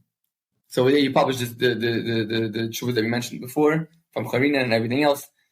So it caused actually, I forgot to mention the first meeting was in Berlin. That was in 1815. At that point, they started being Mekabel tshuvas. It wasn't printed yet. They started getting nervous. The Rabbanim in Berlin. They started, writing to the Gedolim, to Kiva Eger. Kiva Eger actually published a tshuva in 1815, opposing this reform. He was actually the first one writing a tshuva against, davening in German and these type of reforms. But at that point, it was more like a local thing. It wasn't so much such a big controversy. Later in 1818, actually, they wanted to involve the Chassid Sofer at that point. Also, he still wasn't so sure that he wants to do it because Chassid Sofer felt that at that point that why should we make a big deal out of it? Why should we put it in the doors? Like he felt like maybe we'll just fizzle out and it's only like one thing. Let's not get too whatever. But then when they opened up this temple in Hamburg, that's when they saw that it was was spreading and people were like it was becoming like a major trend. They opened up a temple in Hamburg and they started to redo the same thing in like they did in Berlin. And so they Rabbanim saw that we had to do something about it because it was getting out of hand. So they wrote a bunch of tshuvas to different gedolim, like Sibus wrote a tshuva, Kiva Eger, we mentioned already, wrote tshuva in 1815. He wrote tshuva again in 1818 by the Hamburg temple. Rav Yosef Leib wrote a tshuva. It was like a Talmud of Epiosde. And of course, Rabbi Mordechai Banet, that's the tshuva that we printed in Lamed Aleph. Actually, there is an interesting theory that a part of the tshuva, Rav Mordechai's first tshuva, Simon Lamed Aleph, there is evidence that this tshuva was actually published already in 1850. Was actually published not published, but it was given out already in 1815 because there's a certain line that it says about Samet writes about this. There's a certain line he writes there that this tshuva was printed in Charles Shu's Yudi Allah by Rabbi Dasat. The same tshuva is the hatik of that tshuva, and there you have a few lines that doesn't come up in the tshuva in the Hamburg temple. It's like it says there that it talks about Shuz Shvus. He says that it says first he goes through Shuz Shvus. It's not a good hatik because it's not it's not a mitzvah, whatever. Then he says he adds Gamel Fi Anishma. There's two Yidden standing there in Mekashashim Bezigim. They actually make noise, and that's actually Yidden actually doing this Shvus on Shabbos. So there's no way out of it. And this specific line does not come up in the tshuva that's printed on the Epiosde Bris in Hamburg. So Samet has this theory that this tshuva was originally written in 1815 already, and this specific line of the Shnei Ivrim, the two Yidden standing there and making noise, was only in Berlin, not in Hamburg. So those lines were taken out when the tshuva was written to Hamburg, because that specific thing wasn't in Hamburg. So that would prove that the already wrote that tshuva in 1815. But upon him, it was printed in Epiosde Bris, these two letters. So I saw these two letters in Epiosde Bris. I figured might as well put it into Rosh Hashanah. He goes through all the different editing from Shvus to Shvus, and then if the Ugev is Chokas Agoy, if it was printed in English or not. Chassid Sofer writes about it too. And then he writes. Actually, it's interesting. Rav Mordechai doesn't actually handle Chorin Kamana. He just writes one line that you can't. Besamim Rosh. He's Mamash Al Ma'aretz, and then also Kach Shem Torim Befid, Ein Shem Yad L'Poiskim. He writes very sharp, but he doesn't get involved because he had it ready to do with Chorin so many times that he didn't want to get involved again with this specific thing. He holds, he just goes through all of this and he says, Shvus wouldn't be mutter in this case, to do play an organ on Shabbos. And Chassid Sofer also, at that point, Chassid Sofer got involved in that as well. There's a lot of, got a correspondence between Chassid Sofer and him, and Moshe Mintz. So Moram Mintz also, at that point, he came out against her, and he saw he totally lost his Chorin. He was like, I told you not to write about this, why did you write about this? So Imamish told him that if he's not going to be choizer from what he wrote, we're going to throw him out, we're going to machram him, and then we're going to take him away. He can't be wrong anymore. So Chorin saw he had no choice, so basically he was forced to basically retract, and he wrote a tshuva that the Chassid Sofer published it, this tshuva, you're right, that the sin he wasn't aware that they wanted to take out certain parts of Mashiach and Kibbutz Goliath. So he says, he's choizer from this betel and betal. Right after that, Chorin went weiter. He published his Devar Be'itoi. He said he wasn't really choizer, only from certain parts, really he's masking to all these shinoim. He went back and he became worse, and then he wrote this Geras Alasaf, his famous shuvah where he said that you could do Shabbos on Sunday. At that point, he became completely reformed. He was like not part of orthodoxy, but that was basically thanks to the Rav Mordechai Banet and Chazal. They basically exposed him, and they basically threw him out of he shouldn't have any yad in Moravia. That was basically thanks to Rav Mordechai Banet and Chazal. They basically single-handedly exposed him, and that's the Mukhtarim that we published in Lamed Aleph and Lamed Beis. And those include, an extensive appendix as well as the one in Siman Beis with the Tefillin. So those are really all. I think we covered more or less the Nisbachim. You already mentioned before the Piskim and Shemaya that's in there. There's also some Likutei Psakim from the Rav Mordechai Banet, and then that was actually Tzir Banet is an inkel of Rav Mordechai Banet, Banet Ben, I think. He helped me a lot. He reached out to me. Already right from the beginning. He was very excited about this work, and so he told me he has a few psakim because he gave out a sefer from Ramadan to Chag Pesach.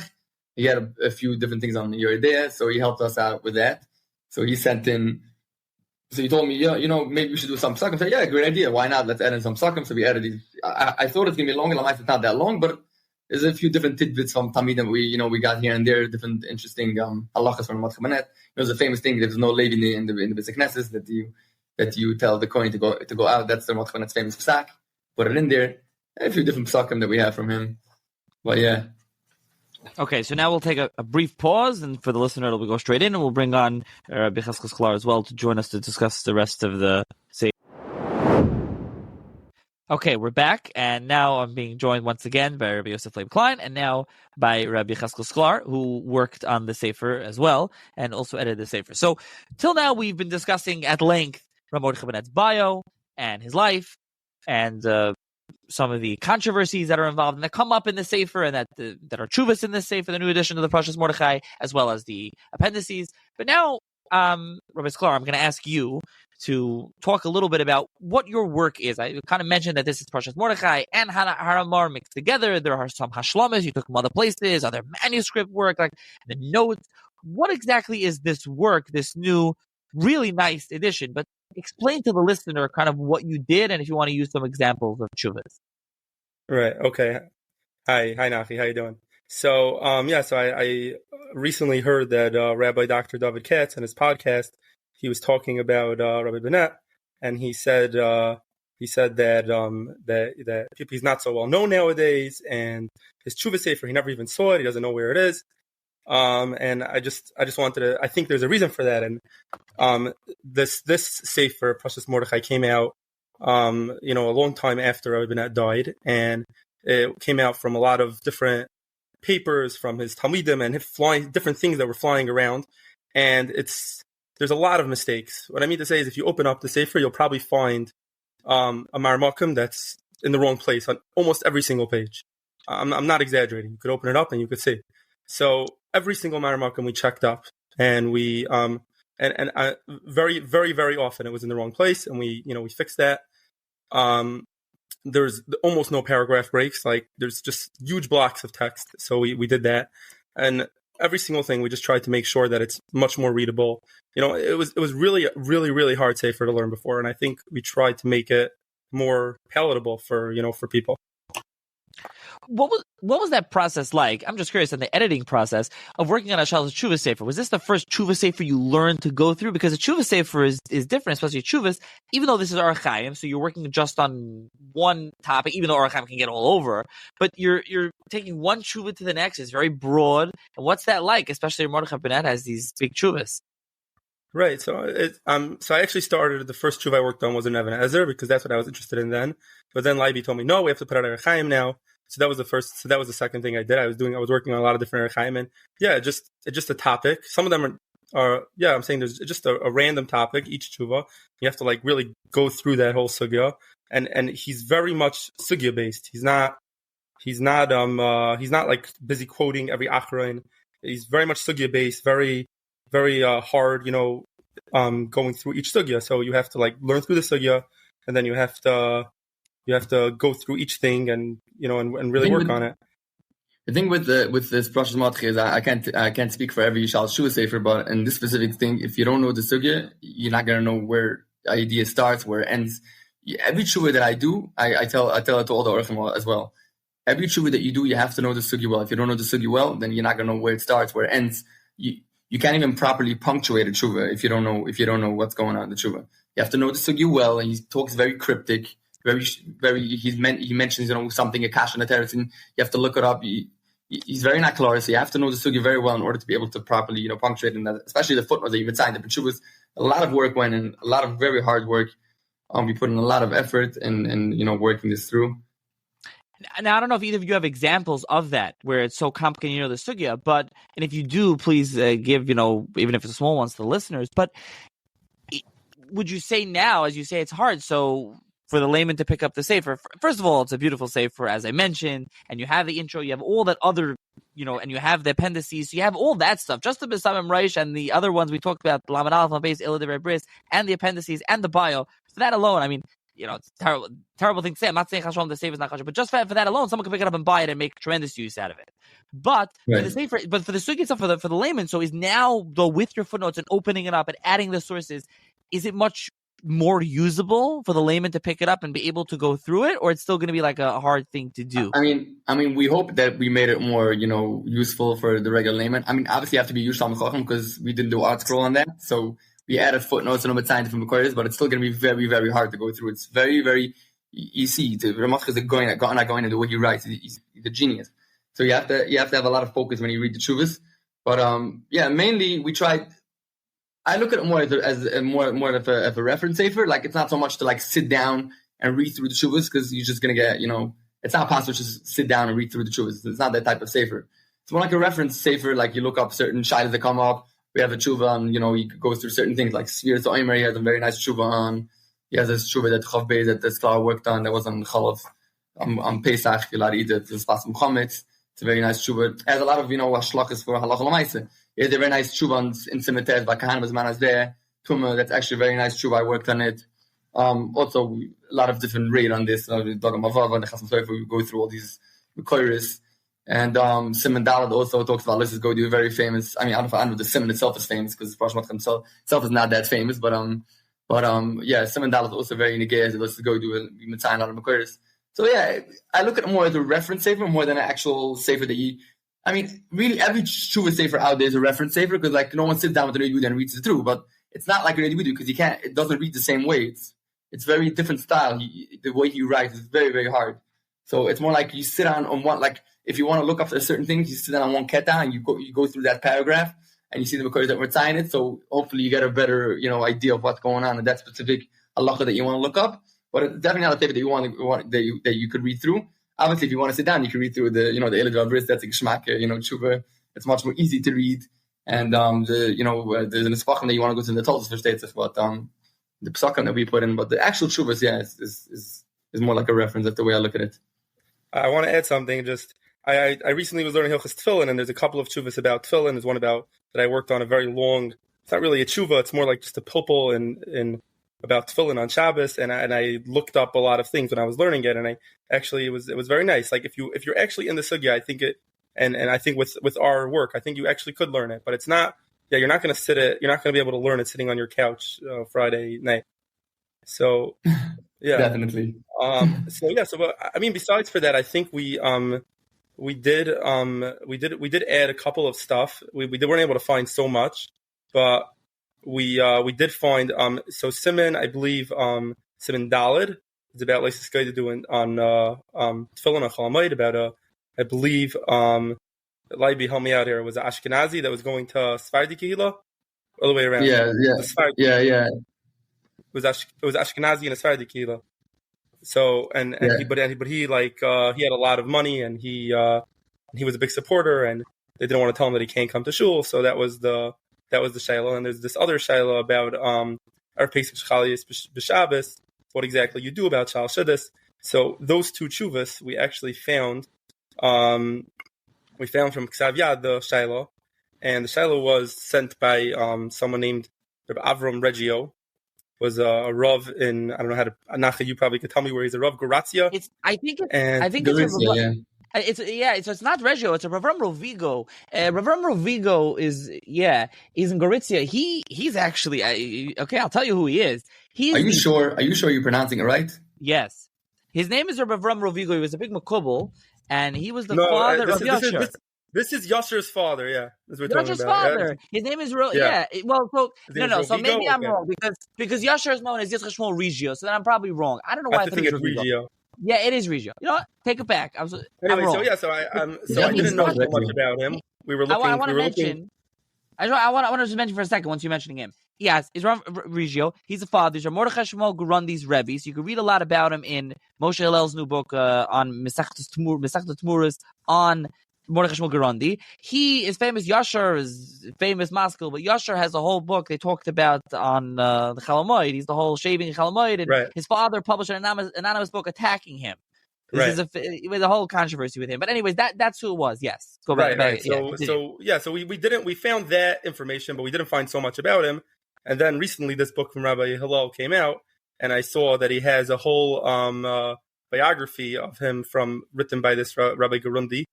And so, anyways, I saw in that biography that he says that he says Avram was a shulchani, that everyone was sending him their letters, and all the Rabboni Ashkenaz sent him shaylos over prat Rabbonim Hagedolim Hagoinim Rav Mordechai Banet.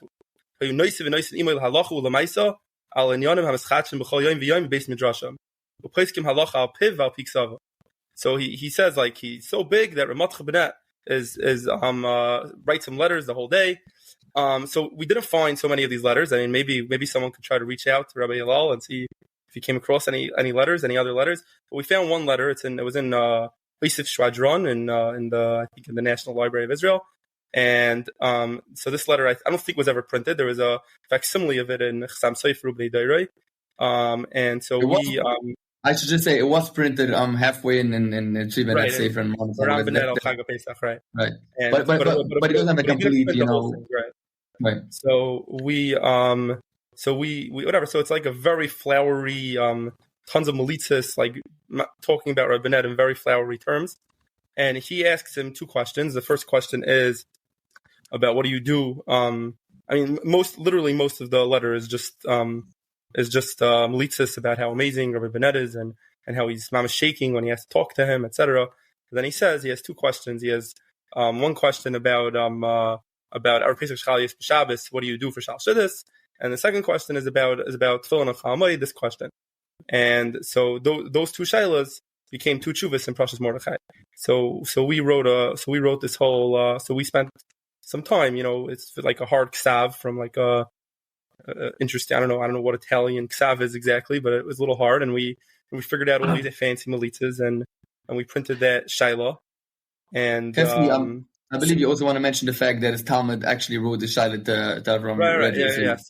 So and then anyway, so then in Rabbi Hillel's book, he printed like a mafteach of the entire Shalos Tshuvas Kvutzas HaKesef from Mordechai Shmuel Gerundi, and in there I just went through it very fast, and I saw that he has a shayla about our Pesach Shchalias B'Shabbos. So I looked at it, and it was that shayla. It was sent to Rabbi Avram Reggio. Avram Reggio sent him back an answer. So we didn't know about this when we put out the sefer, but our theory is that Rabbi Gerundi first sent it to Avram Reggio, and Avram Reggio forwarded the question to Rav Mordechai Banet, and then sent it back to Rabbi Gerundi. Yeah, Gerundi is a fascinating figure. He's the Rav in Padua, Shadal's times, and he writes a history. Told us Gedali Yisrael v'go Ene Italia. It's together. He took some previous Rav Hanan El Nepi's work. It's Avashal was supposed to be redoing it. I don't know if they are, but they published the biography. Is fascinating. I thought I read that biography, and so by the way, my confusion. Sorry for that for the listeners. Is a Rav Rovigo is an earlier figure in Madana. He's a Makobel, Talmud Rav Moshe Zakuto, a friend of the Rabach, different person. This is Rav Reggio, as you're saying. Now, I want to point out also, he is Italian, Gorizia, but Gorizia, northeast Italy, is part of the Habsburg Empire. So that may be part of why it's not like further down Italy. Again, I don't know. I'm just throwing it out there as Ashara. That's all. But that's interesting. I did notice that, Xavier. Now, what about, so a lot of the hashlamas and things, where'd you get hashlamas from? And some of the tshuvas do have these at the end, like in italics. You did put things in italics. What is that material that you added to the tshuvas in italics? Yeah, so I mentioned already. So the stuff that we put in italics in Siman Hey, that was the hashlamas that we added from Shaila Moira. That was actually never ever printed. I published the article in Yeshurun before that, but that's about it. I mean, it was not, that part was actually never published, so that's why we put in italics. Mostly everything that's in italics. I'm trying to remember where else we put in italics. I think it's usually Ashlamas. Where else does it come? So there's one italics also, like I mentioned before, in Eli de Bris from Lamed Aleph. That's what I mentioned before, the letter that comes up it was published in Shal Shiv's Yudi Aleph and Rabbi Assad. That letter comes up over there, and it has, I was mashlim that. It was like mamash a line or two that's not there anywhere else, that we put it in, stuck it into Lamed Aleph, because it has the line about the Shnei Ivrim. I should also mention that we have a Ksav Yad and Simalama that was actually never published. I mean, I shouldn't say never. It was not published, in a sefer, but it was published in Kerem Shleima. I actually got a Ksav Yad for Shul with Friedman. He's a famous guy in Bar Park. He's a big Oisif. He gave me the Ksav Yad. I'm very thankful for that. So we published it there also. It's interesting. Two shots. One is about, to be called Levi Ach Yisrael. Then there's a tshuva about Yibama. That's another Ksav Yad that we have. Trying to remember which other Kizviyadas. In terms of Kizviyadas, I have another Ksav Yad in Yeridea, Har Moyer, which Tshuva and Har Moyer that we're going to publish now in Yeridea. It's really something that's published already in Har Moyer Simchav Aleph. It's a Ksav Yad. It's very, very long Tshuva. It's almost 27 pages long. We're hoping to publish. I mean, it's already published, but I found mistakes between that and the Har Moyer one, so it's going to be helpful. Certain Ashlamas also we're going to add. Certain time were never published action Har Moyer, so I'm going to add that too in the Yeridea B'chilek that's coming up.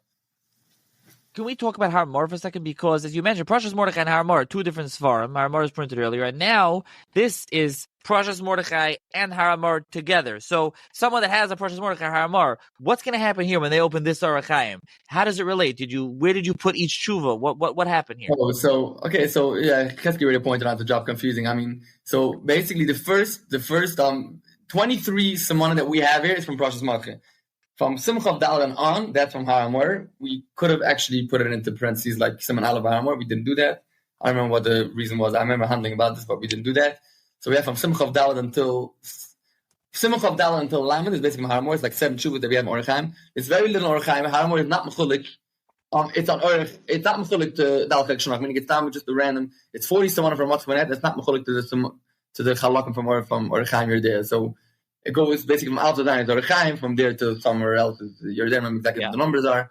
So it's not mechulik to Dalat Simanim. So you put in Chav Dalat to Lamed is the Simanim from Har Moyer. Actually, very interesting tshuvas, like I mentioned earlier. Siman Lamed Ksav Yad and Lamed Aleph Lamed Beis is the Eli de Bris. Yeah, it's not that clear. You have it here as you have like a chaytzitz, like a in between separation page. Says Neisafas the Kutam Al Orach Chaim. Yeah, but look at the footnote there, 955.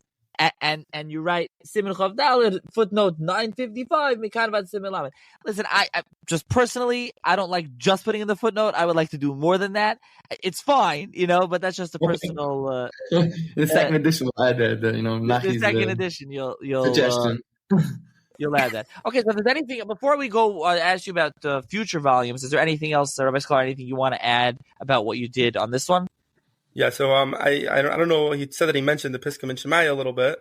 I don't know exactly what he said, but so there's a Piskim and Shemaiah that's printed in the back or in the beginning. Some copies it's in the beginning, some copies it's in the back. A letter from some anonymous person.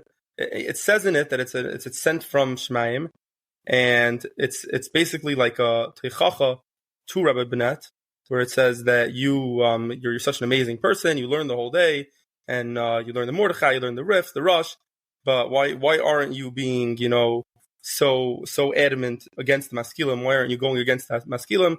And if you would do it, then you'd get older Rabbanim on your side, so it says that this was sent from Hashem, from HaKadosh Baruch Hu, and from the Bezdin Shomala. I personally think that it wasn't meant to be taken seriously, literally. It was more like a literary device. He was just someone that was just trying to give him Musar, and he didn't feel like it was respectful to just say, I'm giving you Musar. So he said, he phrased it as if it was a Piskim and Shemaiah, but he didn't really he didn't really think that anyone would actually take it literally. There's something called Poe's law that you sometimes satire and it could be it's impossible to tell the difference between satire and what's meant to be what do you call it? Sorry, I just lost my train of thought. But anyways, the point is that I think at some point some people did take it literally. I actually wrote a bibliography that was actually removed from the final version because Leiby thought it wasn't appropriate for the Sefer, but it was like maybe 30 or I think around 20, between 20 and 30 svarim that reprinted this letter. People really, thought of it as a very holy type of letter. There's even a Sefer Hayu Dvar Mi'olam that just came out from like a few months ago from Rabbi Denderovitz, and he quotes it there and says, "Oh, the Chokrim think that it's fake, but you could tell that there's something going on here." So I realized that when I did the work on that, and I realized that he was trying to mimic the language of Magen Mesharim. So I found an actual entire paragraph that's just paraphrased directly from Magen Mesharim. He calls the Tur, he calls him Yaakov Bachirai, which is how he's referred to in the Magen Mesharim. He calls the Beis Yosef Tanoi. The Magen Mesharim tells the Beis Yosef, you're a Tana d'Eretz Yisrael. He calls Ramosha Alshich, Ramosha Amiti. So he's trying to mimic how a Maggid is supposed to sound, based on what a Magen Mesharim presents. So I think that was interesting. And I just want to add on. And he says if the Chassam Sofer and you and the Chassam Sofer and the Ramins would get together, then you guys would destroy all the Maskilim. Yeah. I just want to mention what he said earlier about that this Pesach Mishmai is most likely not authentic. Mainly the reason because it's anonymous. We have no idea where it's coming from. Like if it was being, if a Gadol would be chaspening on this letter, we would know. Okay, it's coming from this Gadol. Okay, we can't question that. But like it's anonymous letter, you have no idea where it's coming from. It officially originated from a Baruch Leibnik. It says it was Nimtza Leibnik. We have two different versions of this letter. One was found by Rabbi Leib Karlberg at Thomas from Neutbüde. Another one was from Dejeru from Menachem Panet. But they both write that it officially originated from Baruch Tam. That's where the letter comes from, around Tov Kuf Pei. So we don't know exactly who wrote the letter. There's different theories. Maybe Marcus writes that our Marcus in Hasidus, he writes maybe it's coming from Tzanzarov. It's just theories. No one really knows. There's no evidence. We have no idea who wrote it. But I'm saying because we don't know who wrote it, then it's just an anonymous letter. We have no reason, and especially for the fact that he's criticizing Rahmanet. So we have more reason to think that it's not real, and the Pamali Shamala was not against Ramot Chamanet. Yeah. One thing I think we left out before we wrap up that we should get to is the Yad Yitzchak. I don't think we really spoke about it at all. Right. We could just briefly mention he was Rav in Tolsheva. He was actually the one who he gets the credit for Parshas Matchi. He actually sent he saw a bunch of ksavim in his Shver's house, which I mentioned earlier. He had a bunch of ksavim in his house. And he saw here and there, but he didn't. He sent his son Ramatcha to go to Nikolsburg. He wanted to collect more. He writes that a lot of some were lost, and some of his Enkel stole. Some of them they got lost, and people took them, and whatever. It was hard to find, so he sent them to his son to Nikolsburg to do searching, and he found in the attic a bunch of ksavim that were never there. So he put them all together. He worked in this for almost 10 years.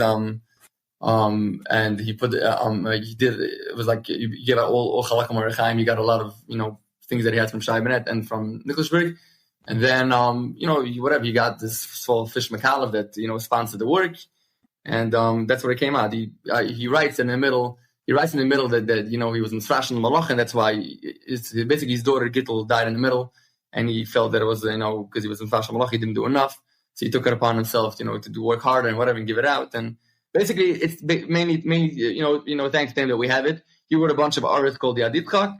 I'm sorry, he's not called ediitng. He wrote a shit for Shal ediitng, but he wrote an artist on that. A bunch of artists, all over. We put in most of the artists, a lot of artists we put in actually in the footnotes. We mashal them with our footnotes, and a big part we put in the end because a lot of them were not just so much focused on the Rabbeinu. They were more talking about branching out of different subjects. So we put in the end, in the back. But that's basically the ediitng's contribution. Okay. And now there's no full index as Mafteach and Yonim, a short index in the back of the Sefer. Now let's talk about the future. Is the next volume going to be Yeridea? How many more volumes do you anticipate this being? Are you already working on it? I don't know which one of you, Rabbi Sklar, if you want to take whichever one you want to Yeah, so Okay, we have, fine. so, okay, go on. So we're starting in Yeridea. We're not 100% sure exactly how many volumes we're going to have. We might put Yeridea and Chosh Mishpat together. We might put Yeridea. Even Ezer is very big. Even Ezer is the biggest volume of all. It probably is going to have to be 2 volumes. So we're not sure exactly how we're going to split it up. I think Leiby is Nathan more that we're going to split it up with Yeridea and Chosh Mishpat together. But I guess we'll see. So yeah. On Yeridea. Yeah, so on Yeridea, we wanted to add in, Nachi, we want to do on Shtirol, like we mentioned earlier. We mentioned very briefly. There's 2, I think, we have 2 chuvas, I think, printed, one Harmo, one Shpashmat, and we have different chuvas as well. We want to put them all in. Right, obviously a very nice nisbach, because it's like a huge sponos that went on, B'shaitai. And then if we're doing Chosh Mishpat, we want to add, I didn't mention it earlier, there's a famous controversy about copyright. I don't know if you ever heard of it. It's not so known, but it's about, there was to make a long story short, they gave out this Machzor Redelheim. Someone else came out with a different version, with a different reprint of it, and the shaila was there was a cherem already, you couldn't come out with it. So the Chasam Sofer, there was a tshuva Rav Banet saying there's no such thing as a cherem, you can't go with it. Chasam Sofer came out against it. Of course, everyone we go with the cherem. If you give out a cherem, you can't print it after 10 years. That's the way it is. You have to go with it. It was back and forth around Chasam Sofer. Chasam Sofer eventually the Chasam Sofer got out. Got Mordechai to sign on his Askam on a different sefer called Untitled Chapter. Mordechai wrote with the big Arot Chasam Sofer. He wrote them like, even though I'm against it, I'm not going to write against this. I'm going to give an Askam with the Chasam Sofer. He was sort of endorsing sefer, even though he was against this copyright thing, but for the cover they had Chasam Sofer, you felt like they had included. And that's the point that was going on. So we hope to include that as a nisbach in. I mean, Chosh Mishpat is very small. It's like Yud simanim. So we hope to add that in, and then maybe a nisbach on that. Yeah, it would make sense to print together, in my opinion. I want to mention to you, and what you just mentioned there, that controversy. So there's a book, I interviewed the author a number of years back, From Maimonides to Microsoft. I don't know if you're familiar with the book, The Jewish Law of Copyright Since the Birth of Print by Neil Weinstock Nathaniel, Oxford University Press. Chapter 6 is on this whole copyright controversy. He discusses the whole thing. So just there's a lot to discuss, Yeah. So hopefully, if we put in Chosh Mishpat and Yeridea, then we'll have these nisbach on Shtirol on this. Whatever, we have to see exactly how it's going. We have basically 45 simanim Yeridea. We don't know how long it's going to be, because depending on the footnotes and everything else we add in. So if it turns out to be too big, then we might just maybe do only Yeridea itself. If not, then we will add it. Hopefully, we'll be able to add it to Chosh Mishpat with something, or maybe one chelik of Even Ezer, probably Chosh Mishpat, and then Even Ezer. We'll see whatever. It depends how big it's going to be, but yeah, that's the plan. How far along are you with that? Yeridea, not so much. I remember how many simanim to do Yechezkel, maybe 7 or 8 simanim. I'm not sure. Yeah, we started. There's Leiby's working on this really, really long siman Hilchos Nida. It's like 30 pages, 35 pages.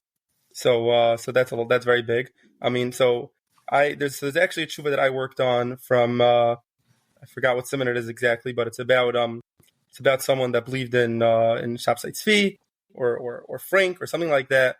And he wrote a Sefer Torah. He was a Sefer, and they asked him the Shaila if your Sefer Torah is good. And he says something very interesting there. He says his opinion is that most of the people that were Frankists, the reason why they did this was just because they wanted to be Mater Arayis. He quotes that Gemara, and he doesn't see them being a min ha'oduk la'avodas halilim, and therefore he's mekel about the Sefer Torah, and he says that it's kosher. So I write in the footnote that Reb Lozer Fleckels in Tshuva Me'ava, he has this exact shaila, and he's very machmir and says everyone knows that they're minim. And I also quote there Tshuvas Koyach Shar, who was he had sheikhs to the Baal Shem Tov, and he actually very strange story over there in the Koyach Shar in the Simon Lamed Aleph over there when it's talking about this Barachia and whatever, this Talmud of Barachia of Salonika. And his grandson over there writes a whole hakdama to tell you who it is, and he says that I don't know if the story has any other makar other than his grandson, There's a whole story about how there was a debate between Frank and the Koyach Shar, and he said that and Frank said that the whole reason why you believe in the Torah is because of this klal of the Moir Sheker Labanov, the Kuzari principle, right? So if you think that so I'm going to bring back your parents, and they're going to tell you that the Torah is not real. And the parent supposedly appeared in the Bezdin and said, yeah, the Torah is not real. So the Koyach Shar said, oh, if that's true, I don't have to keep the Torah, so there's no problem with Mak of Imai. I'm allowed to hit my father. And he took a stick and he hit them, and they turned into dead dogs. Anyways, that's the story there. And so actually the Samirav and Alagulaval Tmura, he quotes the story and he says, you see how much the Satan, uses all sorts of tachbulais to trick people to believe into different stuff. And he says this is a very, very reliable sefer, Ish Kaddish Vitar B'Dorish Al Habesht, and the Besh said major things about him, and he saw it himself. But if you look inside, you see that it's not him saying the story. It's like a grandson or a great grandson saying some story that he heard. Anyways, so he has this shayla about a sefer Torah, and he says very, very cute melita. He says this sefer Torah is damsa l'samar. Why? Just like samar haitz yuav tisarev.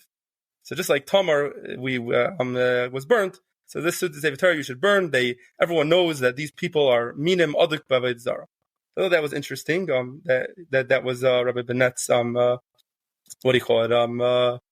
opinion about this topic.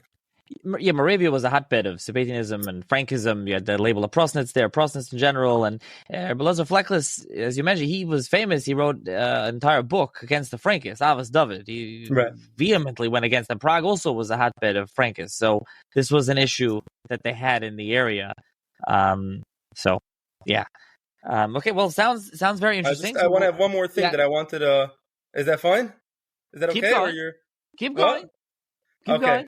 So there's another tshuva that I was working on about someone that makes a neder. It's about someone named Reb Wolf Lichtenstadt, and he wrote a sefer Gushas Yisrael on Masechtas. And anyways, he made his wife make a neder before she died that she's never going to get married to any other man, and made her do a tekiyas kaf, a handshake to what do you call it, and then later on she regretted this after he died, and so he has a whole tshuva about this. And he says that maybe while he was alive, there's a benefit to him that his amana won't marry any other people.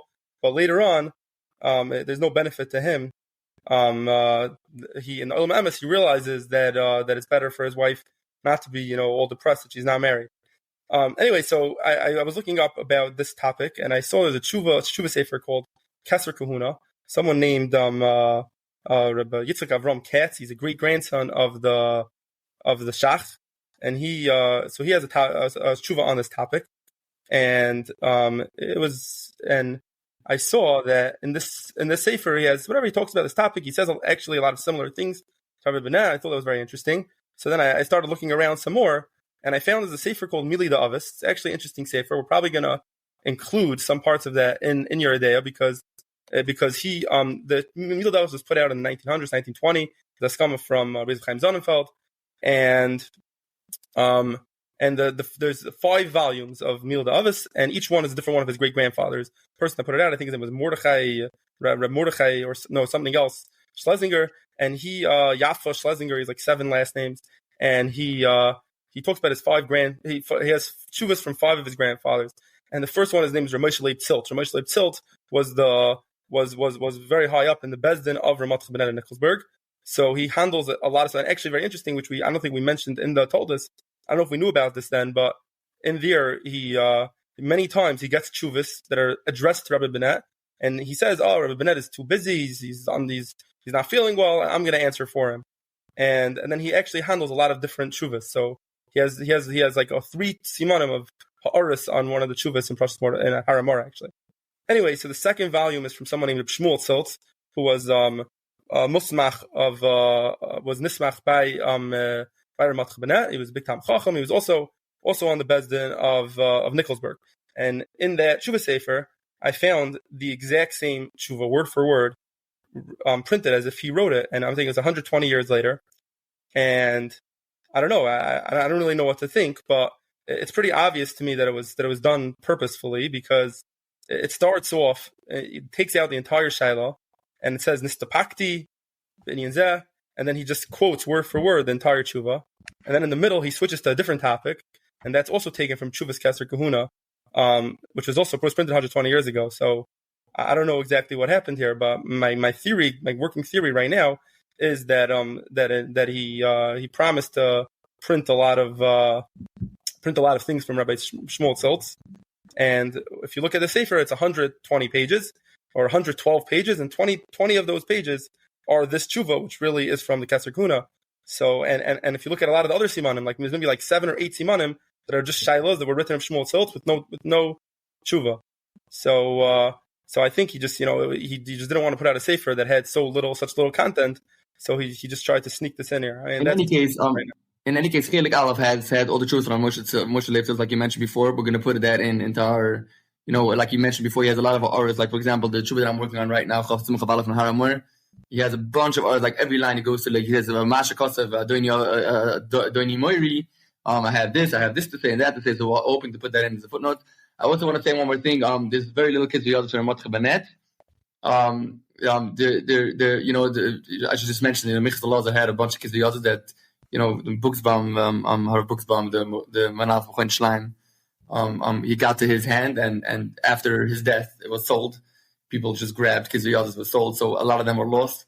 So if anyone knows of any, any of your listeners know of any kids where they got to, because we're actually looking for kids we're trying to find more kids on your idea or any other chelik, Ibn Ezra, Mishpat, that would be very helpful. But I always think that I saw everything, but everywhere they say, oh, you heard of this guy? He has this kids There's always more surprises. You never know who anyone knows. So if anyone has the lead, I would appreciate if they could reach out and let us know, because we're trying to put everything together, everything that Matchanet ever had, and Haramor, we're trying to put everything into one krach, so everything should be ganz teures Ramat should be in everything here. And so I'll add Machon Eisonim at gmail.com, which is MACHONEISUNIM. I guess Machon Eisunim at gmail.com. And then there's a phone number as well. I'll put that information in the show's notes. So anyone who has that information can reach out. They could also reach out to me, and I'm happy to pass it along to you. And you mentioned this farm, just to mention briefly, so I'll just mention this. Machon Yerushalayim had the Chedushim Rav Banet. It's not around anymore. It's not in print.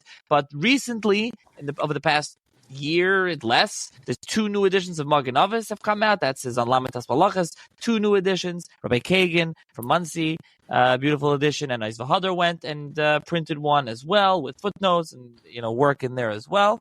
I don't know if you mentioned this Machshavas Mordechai, which is like Ala Torah.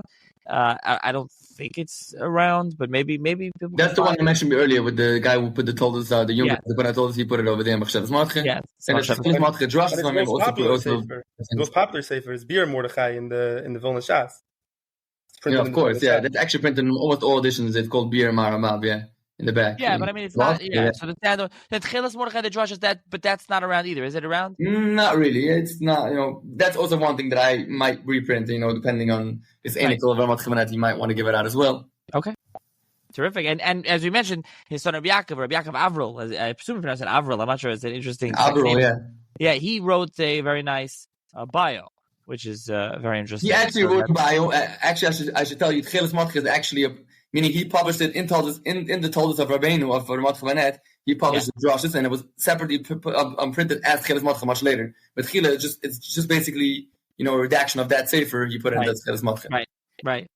And listen, that sefer right now is available in the old print on Hebrew books, but you can get it. Drushes Mordechai was until now, yeah. Yeah, exactly.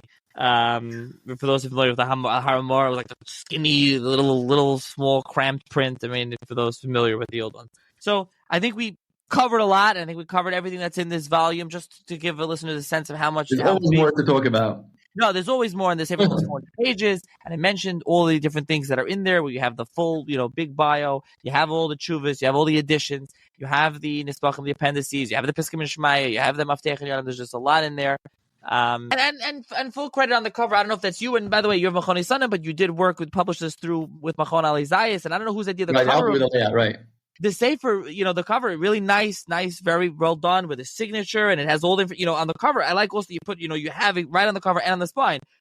You know, you have Koil Shal Shuvas Haramar and myself as Ksav Yad Va'oid, Espachim, Psakim, and Munhagim. Like you listed exactly what's in there. Like you're getting the full package, and you write Arachaim. Like you can see exactly what you're getting, and it looks nice. Also, you know, you have I don't know. To me, it's just that, like we said this earlier, I have a cover that just it you know. So shout out to Shemanowitz when you see it, and so you shout out to Shemanowitz.